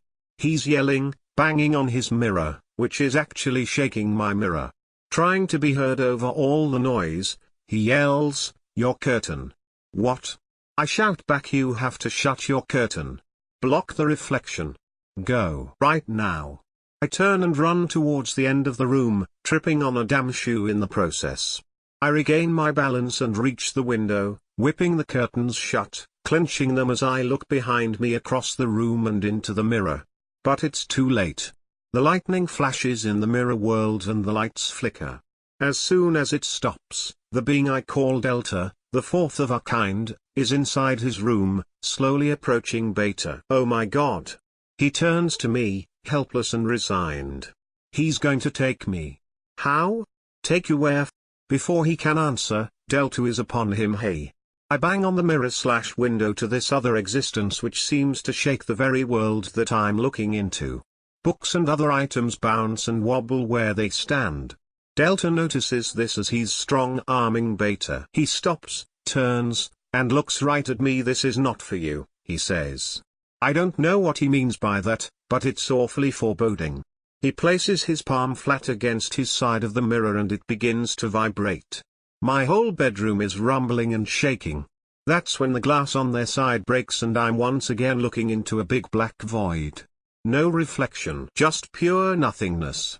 The shaking has stopped and, aside from the storm which is slowly diminishing in the distance, things are naturally quiet inside my home. My heart pounding, I stand there in complete silence for what feels like several minutes, trying to comprehend what in the world, or the next world, just happened. One last crash of thunder overhead, a little less violently this time, and the power goes out. Oh please, I plead to no one. No more. I moan, exhausted. But then the power is restored, hopefully for the last time. I look back to the mirror and there I am. No more black void. Hello? I call out. But I can tell it's just me I'm looking at. I put my hand flat on the surface. No delay. I knock on the glass and nothing on the other side is affected. Everything seems to be back to normal. Whatever this occurrence was, it's over as quickly as it began. It's morning and I'm no sleep. I just sat at the edge of my bed, looking at the mirror across the room.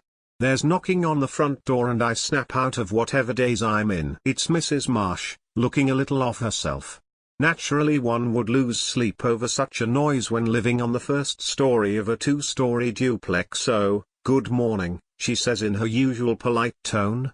"I don't mean to pry, but, is everything all right up here? I heard quite the ruckus last night." "Yes. I'm sorry." I was. I thought fast and felt bad about lying. I was moving some furniture. "I'm sorry it was so late." "It's quite all right. Just wanted to check in. I appreciate it. And thanks again for the pie." "Oh right. The pie." There is an odd look in her eyes. "Well, it was my pleasure." She turns to walk away when I notice something. "Mrs. Marsh?" "Yes, dear?" She says, "What happened to your wrist?" "I took a spill, remember? You drove me to the hospital." She smiles kindly.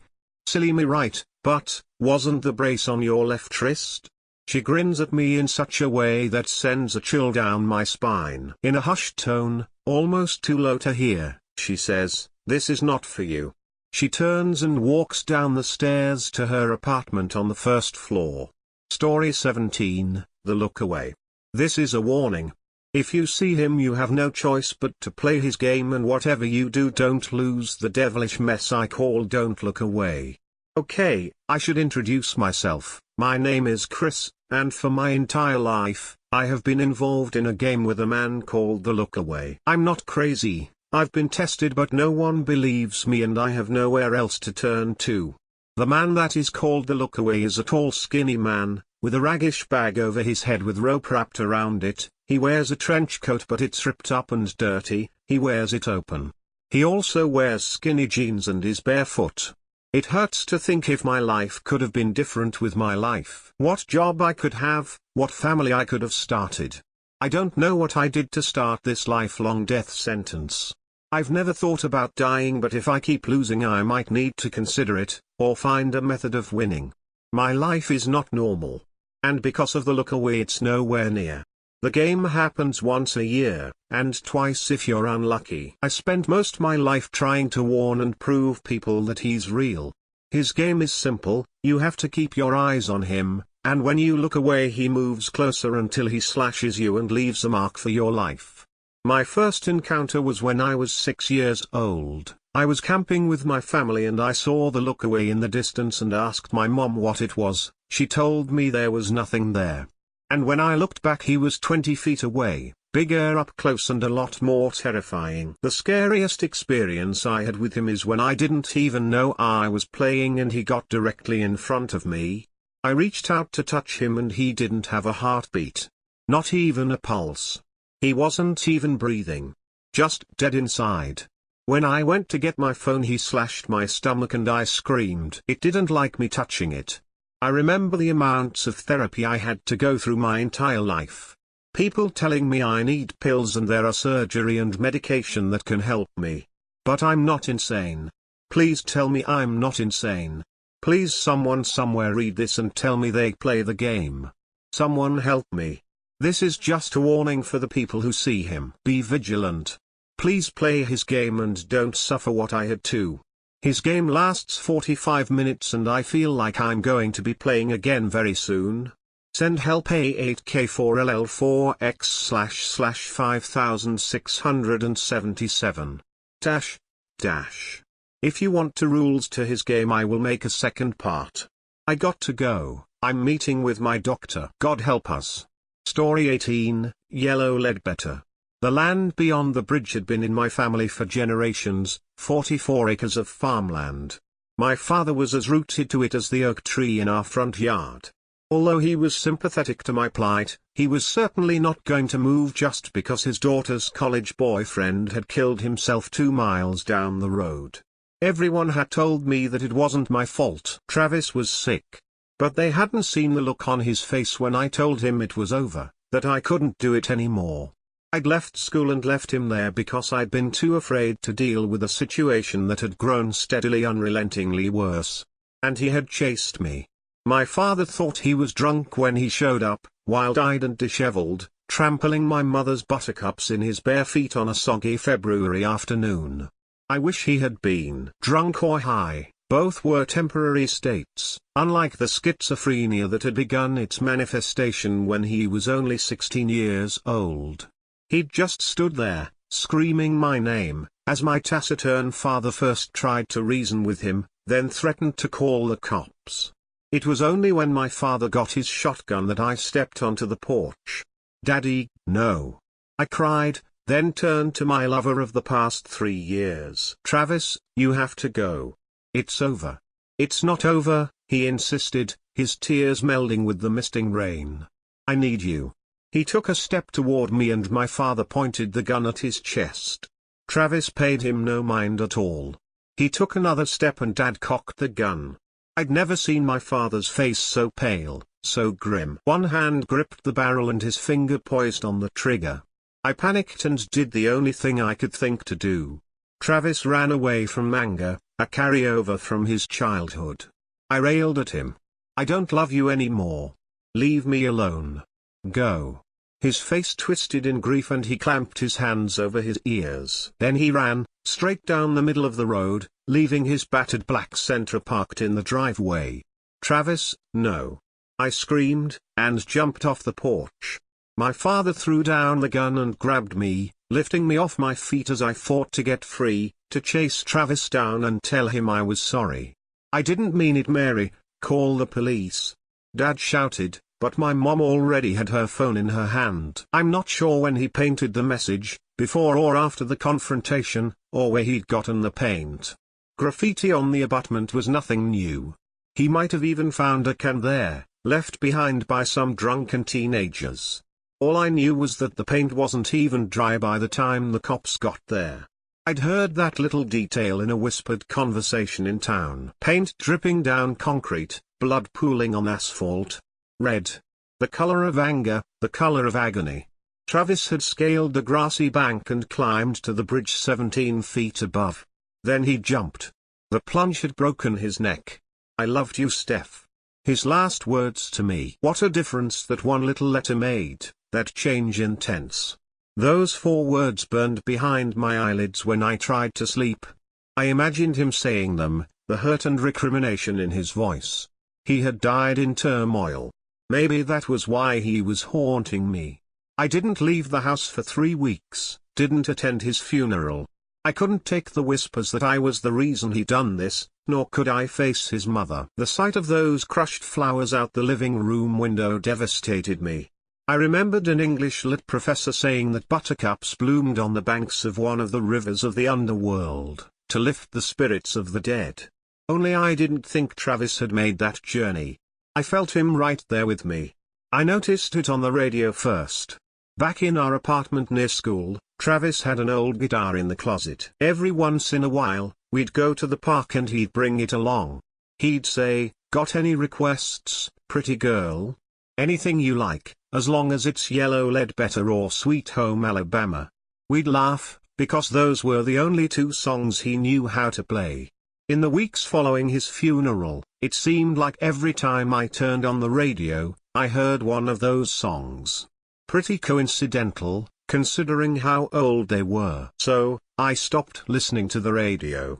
On the 3rd week, my mom and little sister coaxed me into going with them to look for Allison's prom dress. I knew my family was worried about me. I spent most of my time in my room. I forgot to eat. I just wanted to sleep, to escape my thoughts, but even in my dreams, he found me. No one thought to tell me about the spray-painted message. When I first saw it, it hit me like a punch in the throat. I wheezed, and had the crazy thought that maybe no one could see it except me.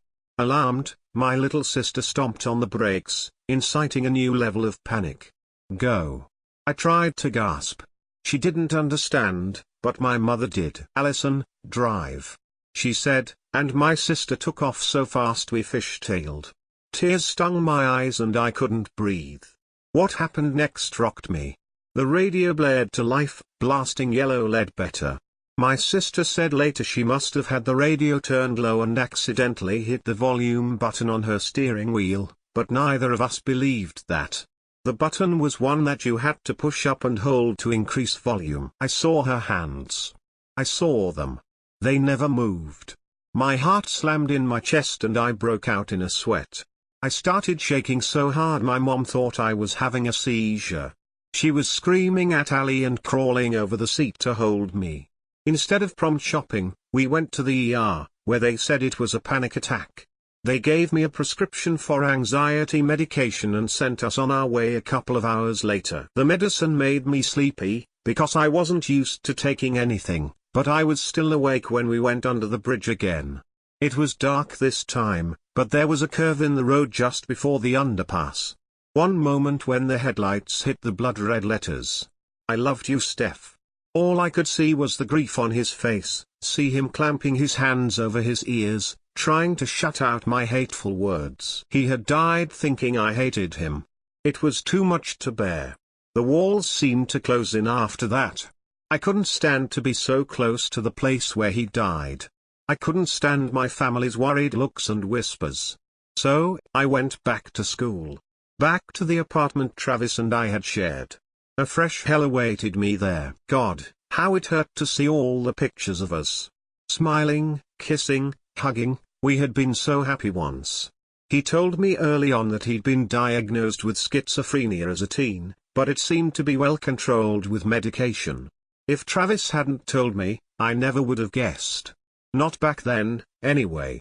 He was so gentle, so generally happy and loving. We had nearly 2.5 perfect, passionate, wonderful years, but last September, he started acting strange. A waiter first drew his suspicion. We were at a bistro near campus, one we frequented for breakfast, when he leaned in and said, "I think that guy just put something in my food." "No way," I whispered. "We always tip well." Why would he do that? Travis shrugged, watching him. I think even then I saw something different in his blue eyes, a glint, a gleam. I'm not sure how to describe it, except to say that it later became maniacal. When the waiter set his plate in front of him, Travis didn't say anything, he just pushed his food around in his plate with his fork. Staring at it here, I said, and attempted to switch plates. No. He shouted, and knocked it from my hand. It clattered to the floor, splattering both of us with food. Oh, God. He said, grabbing his napkin and trying to get the food off my sleeve. I'm sorry. I'm sorry. Everyone was watching us. Travis grew more agitated. His cleaning became frenzied as he dabbed water on the napkin and scrubbed his pant leg. Let's go, I said, a little unnerved. I threw some cash on the table and we left. The suspicions grew worse. A stranger passing on the street was spying on us. A professor was letting people read his papers behind his back, scrutinizing his thoughts. He stopped sleeping and would stay up all night cleaning. I didn't know what to make of it. I'd never seen him act that way, and I'll admit, I even searched for signs of drugs. Hesitantly, I brought up his schizophrenia and asked him when he'd seen his doctor last. Travis avoided my eyes and said, "It's under control. I don't need him." I wanted to call his mother, but I didn't even have her number. Travis didn't speak to her often. His childhood had been rough, chaotic. The few times I'd met her led me to believe that his mental illness might have been inherited from her. He was enrolled on scholarship. Travis was brilliant. But he started skipping classes and soon wouldn't go out at all. I didn't know what to do. One day I came home to find he'd taken all the mirrors off the walls. Souls could get trapped in them, he said. He'd unplugged their TV and put it in the closet. We had a fight that night. Well, I fought because he ignored me. I begged him, then I threatened to leave him if he didn't see a doctor. No response. He sat on the couch, hugging his knees and rocking, staring at the spot on the wall where the TV used to hang. In the middle of the night, I woke to find his face hovering inches over mine. Startled, I screamed and shoved him. He caught me and pulled me against him, pressing his face against my breast like a child. "Please don't leave me," he sobbed. "I'm sorry for how I am. But I did leave." I was scared. Now all I could think, as I boxed away his things, was, "Look what you have done." In a stack of his mail, I found a letter from his insurance company. His mother had been terminated from her employment and they'd both been dropped from her plan. I finally had my answer as to why he'd stopped his meds. I put away his clothes, all of our pictures. I boxed up everything, but I had no one to send it to, so I found myself sitting in an empty living room with only a couch and cardboard boxes stacked in every corner. I tried to stay gone most of the time, because weird things happened at the apartment. One morning I woke up and found a framed picture of us sitting in the middle of the dining room table. I wasn't sure what scared me worse, the thought that a ghost had done it, or that I had done it and didn't remember. I spent most my nights sleeping on a couch at a friend's apartment. Angie was sympathetic and worried about me. I appreciated her friendship, but mostly I just didn't want to be alone. That's how I came to catch a ride with Jack that May after the semester ended. He was friends with Angie's boyfriend and lived about 15 minutes from my parents' house. I knew he was attracted to me, though I never encouraged it. He seemed to take my acceptance of a ride as interest, but it wasn't. Not at all. I just didn't want to ride under that bridge alone. As we drew closer to the bridge, my anxiety increased. I'd already taken 2 Xanaxes and I had surreptitiously popped another half an hour ago. They weren't helping at all. My nerves were singing. I tried to push back another panic attack. He kept scanning the radio on and I had to grit my teeth. I felt that the songs were speaking to me. Dead and Gone, Who's That Man? Heartache Tonight. Country, rock, hip-hop. I felt they were all Travis trying to communicate with me. "I loved you, Steph," Jack mused, as his headlights lit the graffiti on the wall. The opening chords of Sweet Home Alabama blared. The inside of the car went dark for an instant as we went under the bridge. Then Travis leaned forward from the back seat and spoke to me. "This is who you replace me with?" he asked, and I began to scream. "Jesus, what is it?" Jack shouted, but I didn't look at him. I clawed at the door handle. "Stop. What are you doing?" "Hey, doll," Travis said. "Miss me?" I tumbled out the car door and smacked the asphalt, somehow managing to avoid the tires. Jack screeched the car to a stop and jumped out. "What's happening?" he demanded, his face stark in the moonlight. "Are you okay?" "She's peachy," Travis growled behind him, advancing toward me.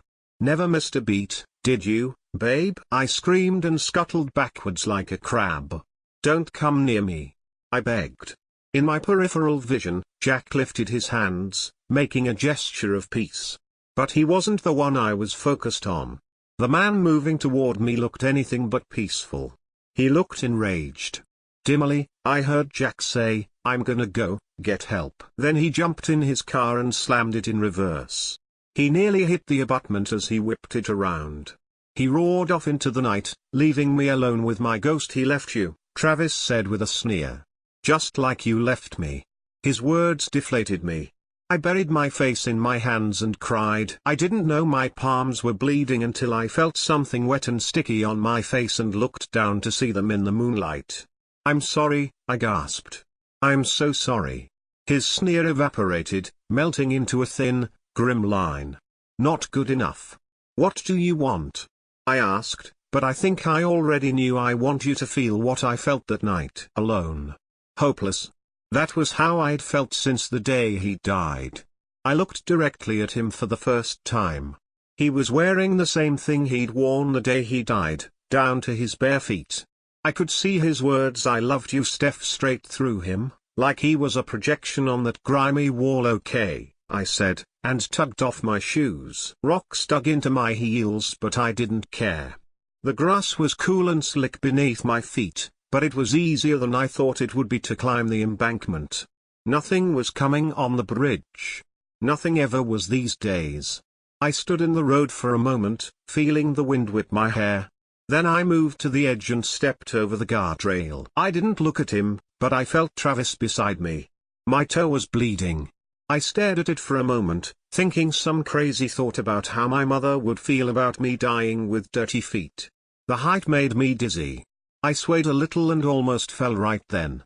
Honeysuckle perfumed the night air. "I wondered if you could smell when you were dead." I steadied myself and then held my arms open wide. "Is this what you want?" I whispered. I didn't think he'd answer me, but Travis said, "No. Stop. This isn't what I want." A tear slid down my face, then another one. "What do you want, Travis?" I looked at him then.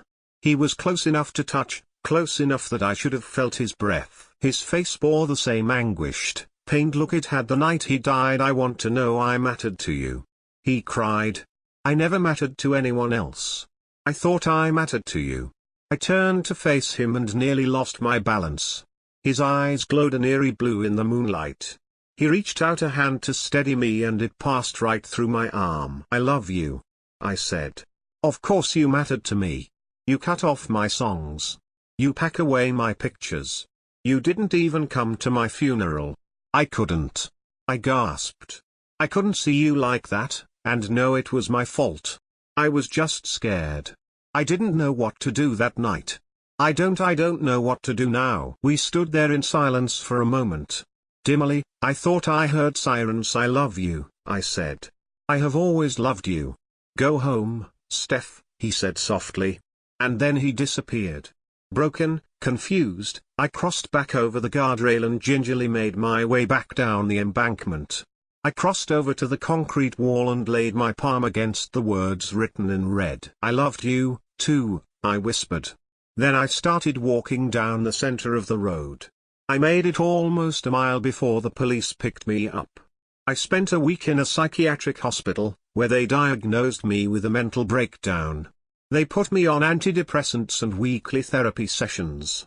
My sister took me to pick up some things from the apartment. I paid my rent up, but my family didn't want me to stay alone for a while. I took a box of pictures with me. Sometimes I'd spread them out on my bed and just relive those days, the days when he was mine and life was good. Sometimes my sister would sit with me and let me tell her stories about him while we looked. I know I told her some of the same ones over, but I don't think she minded or judged me. She had loved Travis, too. This one, I'd say, tapping a framed photo of us. This was our first date. Travis sat beside me on the grass, his handsome face lit up in a grin that took my breath then, took my breath now. His battered old guitar lay beside him. We'd been at the park with friends and he'd played Yellow Ledbetter for me and sang along. Some time later, one of his friends had teased him about his singing voice. It was good enough, he replied with an embarrassed smile. He ducked his head, then grinned up at me as he reached to squeeze my hand. It kept her in my company. The bridge no longer scared me. The songs on the radio didn't scare me. They only made me miss him. I missed him more and more. I tried to act normal for my family, even for Travis, if he was watching, but the loneliness seared me. Night time was the worst. I missed his arms around me, missed his breath on the back of my neck as he snuggled against my back. I wore his old t-shirts to sleep in. Sometimes I caught a whiff of his scent, but after a while, they smelled like me, not him. One beautiful, crisp October day, I was driving to the grocery store for Mom. As I approached the bridge, I slowed down, turned the radio up and hit scan. No song greeting from Travis. It devastated me, to think he was finally, forever slipping away from me. I pulled the car to the side of the road and parked. "Travis, can you hear me?" I asked, and hit scan again. Nothing meaningful. I reached under the seat and retrieved something in a paper bag that I'd stolen from my dad's garage, a can of black spray paint. I walked up to the wall, traced my name with my fingers, and then wrote over the top of it, "I still love you." I took off my shoes and socks and left them on the side of the road in front of the car. The radio blared suddenly with the song "Don't," but I was already crossing to the embankment. Dimly, I heard static as it scanned on its own and landed on the song "Stop." "In the Name of Love." I laughed and sang along. When I reached the top of the bridge and stood on that same edge, I felt at peace. I saw a movement from the corner of my eye and wasn't at all surprised to see Travis beside me, transparent in the late afternoon sunshine. Sadness pulled at his handsome face. "Don't look at me like that," I pleaded. "I miss you. I need you. Play our song." Faintly, from the ground, I heard the faint strains of Yellow Ledbetter. Then I jumped. I woke up in the hospital a few hours later. My father had found me lying on the road beneath the bridge on his way home from work, like I'd curled up to take a nap. There wasn't a scratch on me. I can't remember much after I jumped, only hazy dreams of Travis holding me and telling me I had to go back, that it wasn't my time, telling me he'd never leave me. Nobody believed me when I told them I'd jumped, but I know I did. I also know Travis saved me somehow. Looking at my father's haggard face, I was glad he did. I held my dad's hand, shocked at how old and frail he suddenly seemed. I felt so ashamed. He would have never survived finding my dead body. I thought about a quote I'd seen somewhere, about suicide not ending pain, but merely passing it on to someone else. For my family, I'll try to be strong. One day, I know I'll see Travis again. Story 19, Inmate 639978554B log. Dear, what is this, a diary? I'll cut to the chase. I have no idea where I am right now. I'm in a dark room. There are no windows. It has no furniture. There is a heavy-looking door on the adjacent wall. All I've got is this archaic computer sitting on the floor here. The wires lead into a metal tube that feeds into the wall. I've got a blank page on the computer and the flashing cursor, and I'm expecting whoever, or whatever, has placed me here expects me to type. I have clothes. I'm wearing a brown button-up canvas shirt and brown canvas pants. I have no shoes. These have been worn before. I can smell the last person that has worn them. The sleeves and the pant legs are frayed at the stress locations. By the knees and elbows, on the inner seams of the pants. My hair is gone. My beard is gone. Where my tattoos once marked my body, there are deep scars. These scars aren't fresh. How long have I? My state of disarray is one I do not expect the reader to understand. This is me assuming there is a reader, but why wouldn't there be? Why have I been supplied with this medium of communication if it were not placed here with the intention of facilitating my communication? Until next time. Hello again. My solitude calms me, eerily. It's been hours, at least I think it's been hours, since I last wrote a single word. I've been hypnotized by this flashing cursor. It reminds me of something. I can count the times it flashes, my makeshift clock. Has it been hours? Has it been days? I've heard nothing. The only thing I've seen is this monitor and this room, and myself. My chest, arms, legs. I don't know what I look like. I don't remember my own face. I haven't seen myself, nor have I seen another face, in however long it's been that I've been here.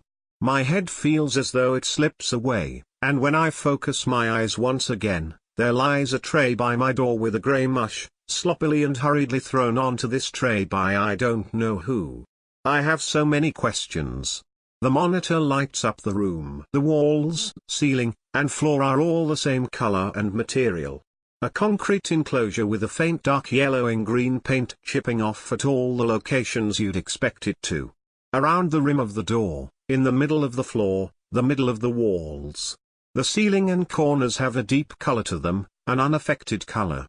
The paint hasn't been touched in these places, and it carries the remnant feeling of when this room was initially painted. Or has it been made like this before? Have people been here before? Where is here? Am I in a cell? What time is it? What day is it? Year? Am I alive? This computer, this blank white screen with the flashing cursor reminding me that I have just communicated a sentence. It's all I've got. It's all I've got. What makes me feel uneasy, physically uneasy, is that none of this seems to faze me. Why don't I care? Goodbye, dear outside. I almost gave up. I figured, why should I continue to type if I cannot know for sure that somebody is reading this? I turned the monitor away from me, and made it face the wall. This solitude evoked a physical illness. I was lonely, but wasn't I lonely all along? This computer, this screen, it allows me to transcribe my thoughts, it allows me to expose them, to impose them outside of myself and onto something external from me. Whether there is a reader or not doesn't matter, there is this otherness about this screen that makes me feel less lonely. The light shines and fills my room. This is my sun. This is my window. This is outside. That light fuzzy feeling where I open my eyes and food appears, it's happened again. This time, along with the food on my tray is a small cardboard box, about the size of a jewelry box. I'm unsure if I should open the box. The box appears to be moving slightly. It shifts spontaneously and in random directions. I hear something. It sounds like dragging metal. It's getting closer. I do not know if the noise is internal or external. This may be the last time I communicate a sentence to anybody, if there is anybody out there. Keys are entering a lock, and turning a mechanism. My door is moving. My name is Dear People. The door opened, and that's all I remember. I remember I had been typing something, but I don't remember exactly what. I don't even remember why I was typing, or if I had even been typing. Was I dreaming? It felt that way. My memory was incomplete, and I don't know how I came about this computer to begin with. It presented itself to me, light shining and embracing me like the open arms of a mother. The box, I remember the box. It had been lying there, waiting for me to open it. Had it moved before? Was I just imagining that?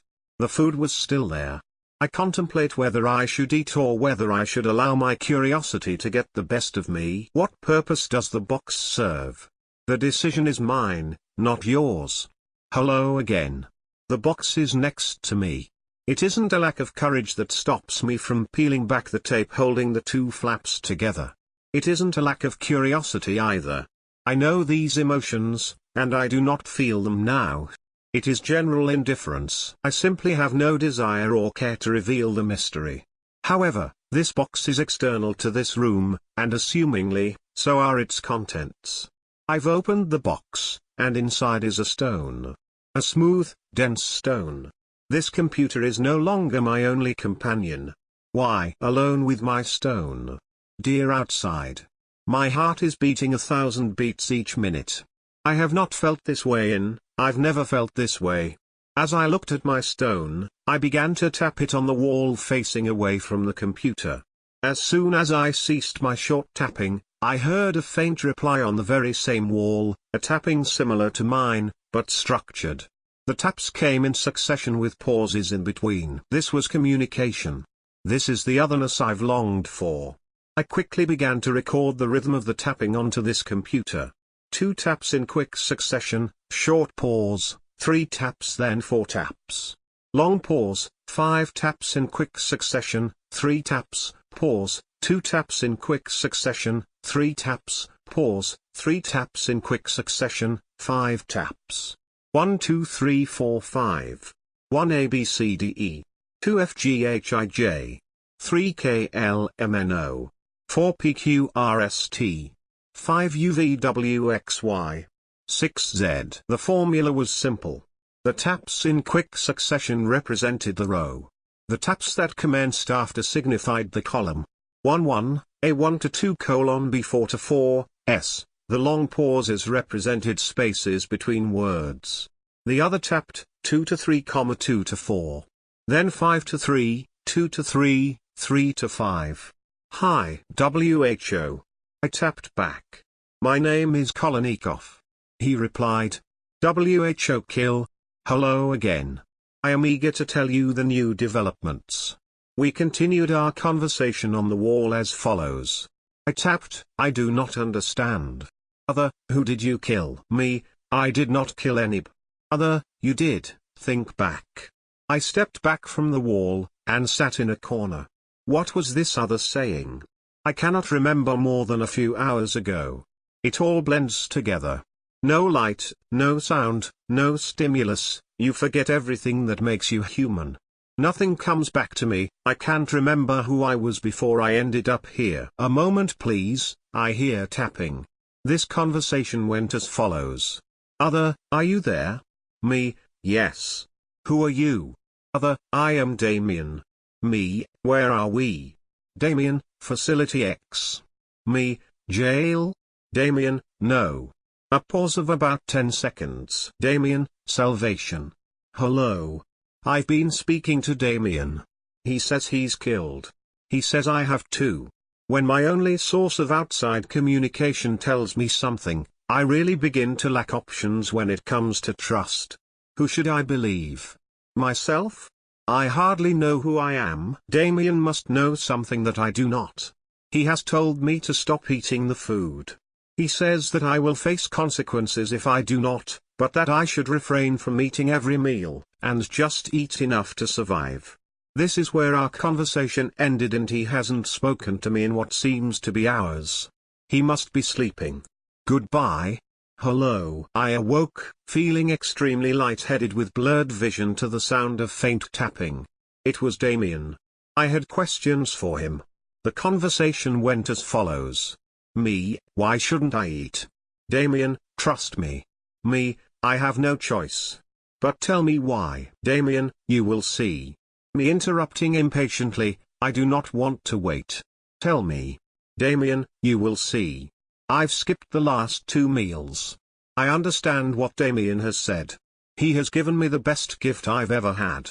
He's given me lucidity. My brain is being flooded. I am in such immense physical pain. I am sweating, my body convulses. I shiver so hard that I feel my bones rattling. I am sweating. I am sweating profusely. My clothes are soaked. I am remembering. I see the end of my rifle, I see a bayonet. I thrust the bayonet forward and lift the man into the air. He is faceless. He has no face, but I hear his cries. The sounds come back to me. The walls in my room fall, the computer lays in the middle of a battlefield and I wear fatigues and a helmet. I hear screams, a mortar shell is fired in the distance, 3 seconds later it finds its way and hits him. Who is he? My heart drops. Who is he? Why do I care that he is dying? In the midst of violent battle, a light tapping finds its way to my ear. I am back in this room. Did I leave? I must have left. It was so vivid. The room is falling apart again, and the sounds of gunshots and the screams of men vocalizing the last thing they will ever scream. I hear my name in the distance. Kolonikov. Hello again. I do not know what is reality. I do not know what is fiction. I do not know anything. I do not even know if these walls even exist, because they keep falling away and I keep finding myself in this same battle with the same mortar shell bursting next to me, killing the same stranger whose life has profoundly affected mine one way or another. I haven't felt emotion in so long, but this has evoked something out of me. The last time I was in battle, however, I was uninterrupted. Is this interruption reality? Is the interruption fiction taking me out of battle, which is the true reality? I hear my name being yelled. Kolonikov, loudly. I respond to him, monotonously, yes comrade. He throws a duffel bag my way, unzipped. A grenade falls from the bag. He points north, and makes a throwing motion with his hands. I hear a ringing in my ears. A piercing ring. I see him screaming at me but I can't hear him. Spit flies out of his mouth, I can see the gold fillings in his teeth. His eyes are red and squinted. I robotically pull the pin from the grenade and I throw north, as if against my own volition. As if I am a puppet, and the strings are being pulled. I pull another out of the bag, pull the pin, and throw the grenade. Shuffle. Find grenade. Release pin. Throw grenade. Shuffle. Find grenade. Release pin. Throw grenade. I don't want to do this. As I mechanically throw live grenades across the battlefield, I look north. I see my grenade roll adjacent to the left foot of a soldier. He doesn't know. He is firing his rifle with tears streaming down his face. He could have been more than 17 years old. The look of terror in his eyes is unmatched by any terror I have ever experienced. His helmet is unbuckled, hanging on his head, slightly tilted to the left. On his helmet is a net. In the net is a photograph. In his eyes is fear. In the grenade are fragments that will obliterate him. He turns towards me, he sees me, he points his rifle, boom. His silhouette against the backdrops of fog lights on the tanks as they advance, his silhouette is animated, reacting to the explosive force of my grenade. He is blown. He is torn. He rains on the battlefield. His blood will quench the seeds of evil trees to grow. His helmet falls directly into my bag. I seize my mechanistic grenade throwing and pick the helmet up. I hold his helmet in my hand. The blood from the inside of the helmet drips out and onto my hands. My hands are soaked with the blood of a child. I look at his helmet, inside of the netting, and at the photograph.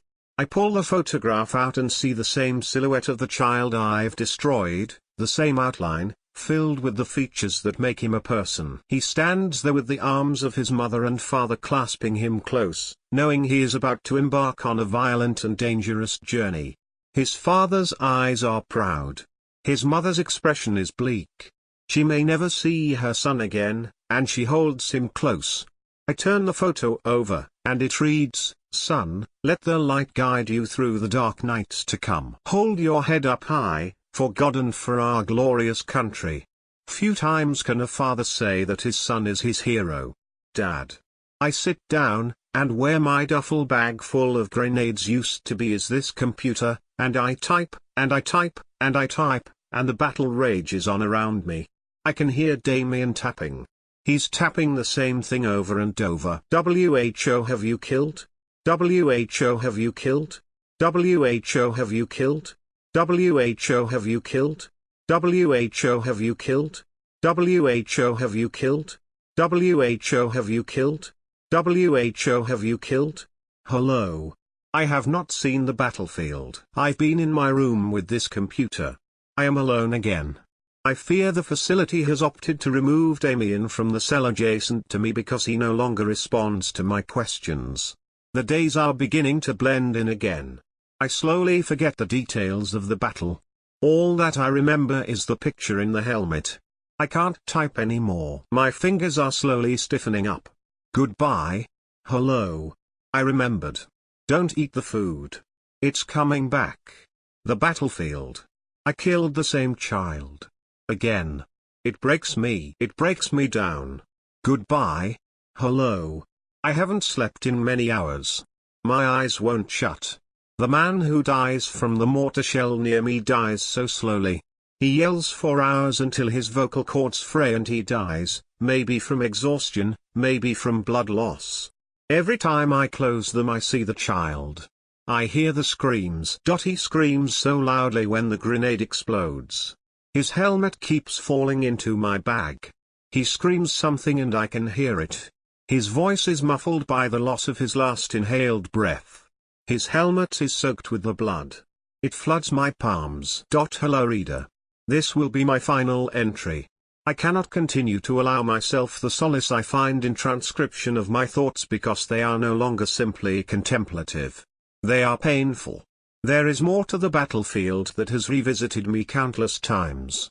The helmet that falls into my bag has an engraving on the inside. I pick it up, run my fingers across it. The blood has filled the crevices of the engraving. On the inside of the helmet is a name that haunts me every day. Damien. Damien. Engraved on the inside of the helmet. Damien. Filled with blood. Damien. He hasn't ceased tapping on my wall since I ran my fingers across his engraved name. The battlefield disappeared, and the tapping is so loud. Stone against concrete. It echoes in the room. It echoes in my head. It never stops. It never stops. WHO have you killed? WHO have you killed? WHO have you killed? WHO have you killed? WHO have you killed? WHO have you killed? WHO have you killed? WHO have you killed? WHO have you killed? WHO have you killed? WHO have you killed? WHO have you killed? WHO have you killed? WHO have you killed? WHO have you killed? WHO have you killed? Salvation, he said. This room is salvation. What a sick, cruel joke. I'll never be saved. Story 20, What did I see? This a story of something that happened when I was 15 years old. A little bit of background on the area I live in. I live in farm country Michigan and there is a lot of Native American history in the area. Despite the lack of Native American people, who are rare and to my knowledge there is no reservation near me.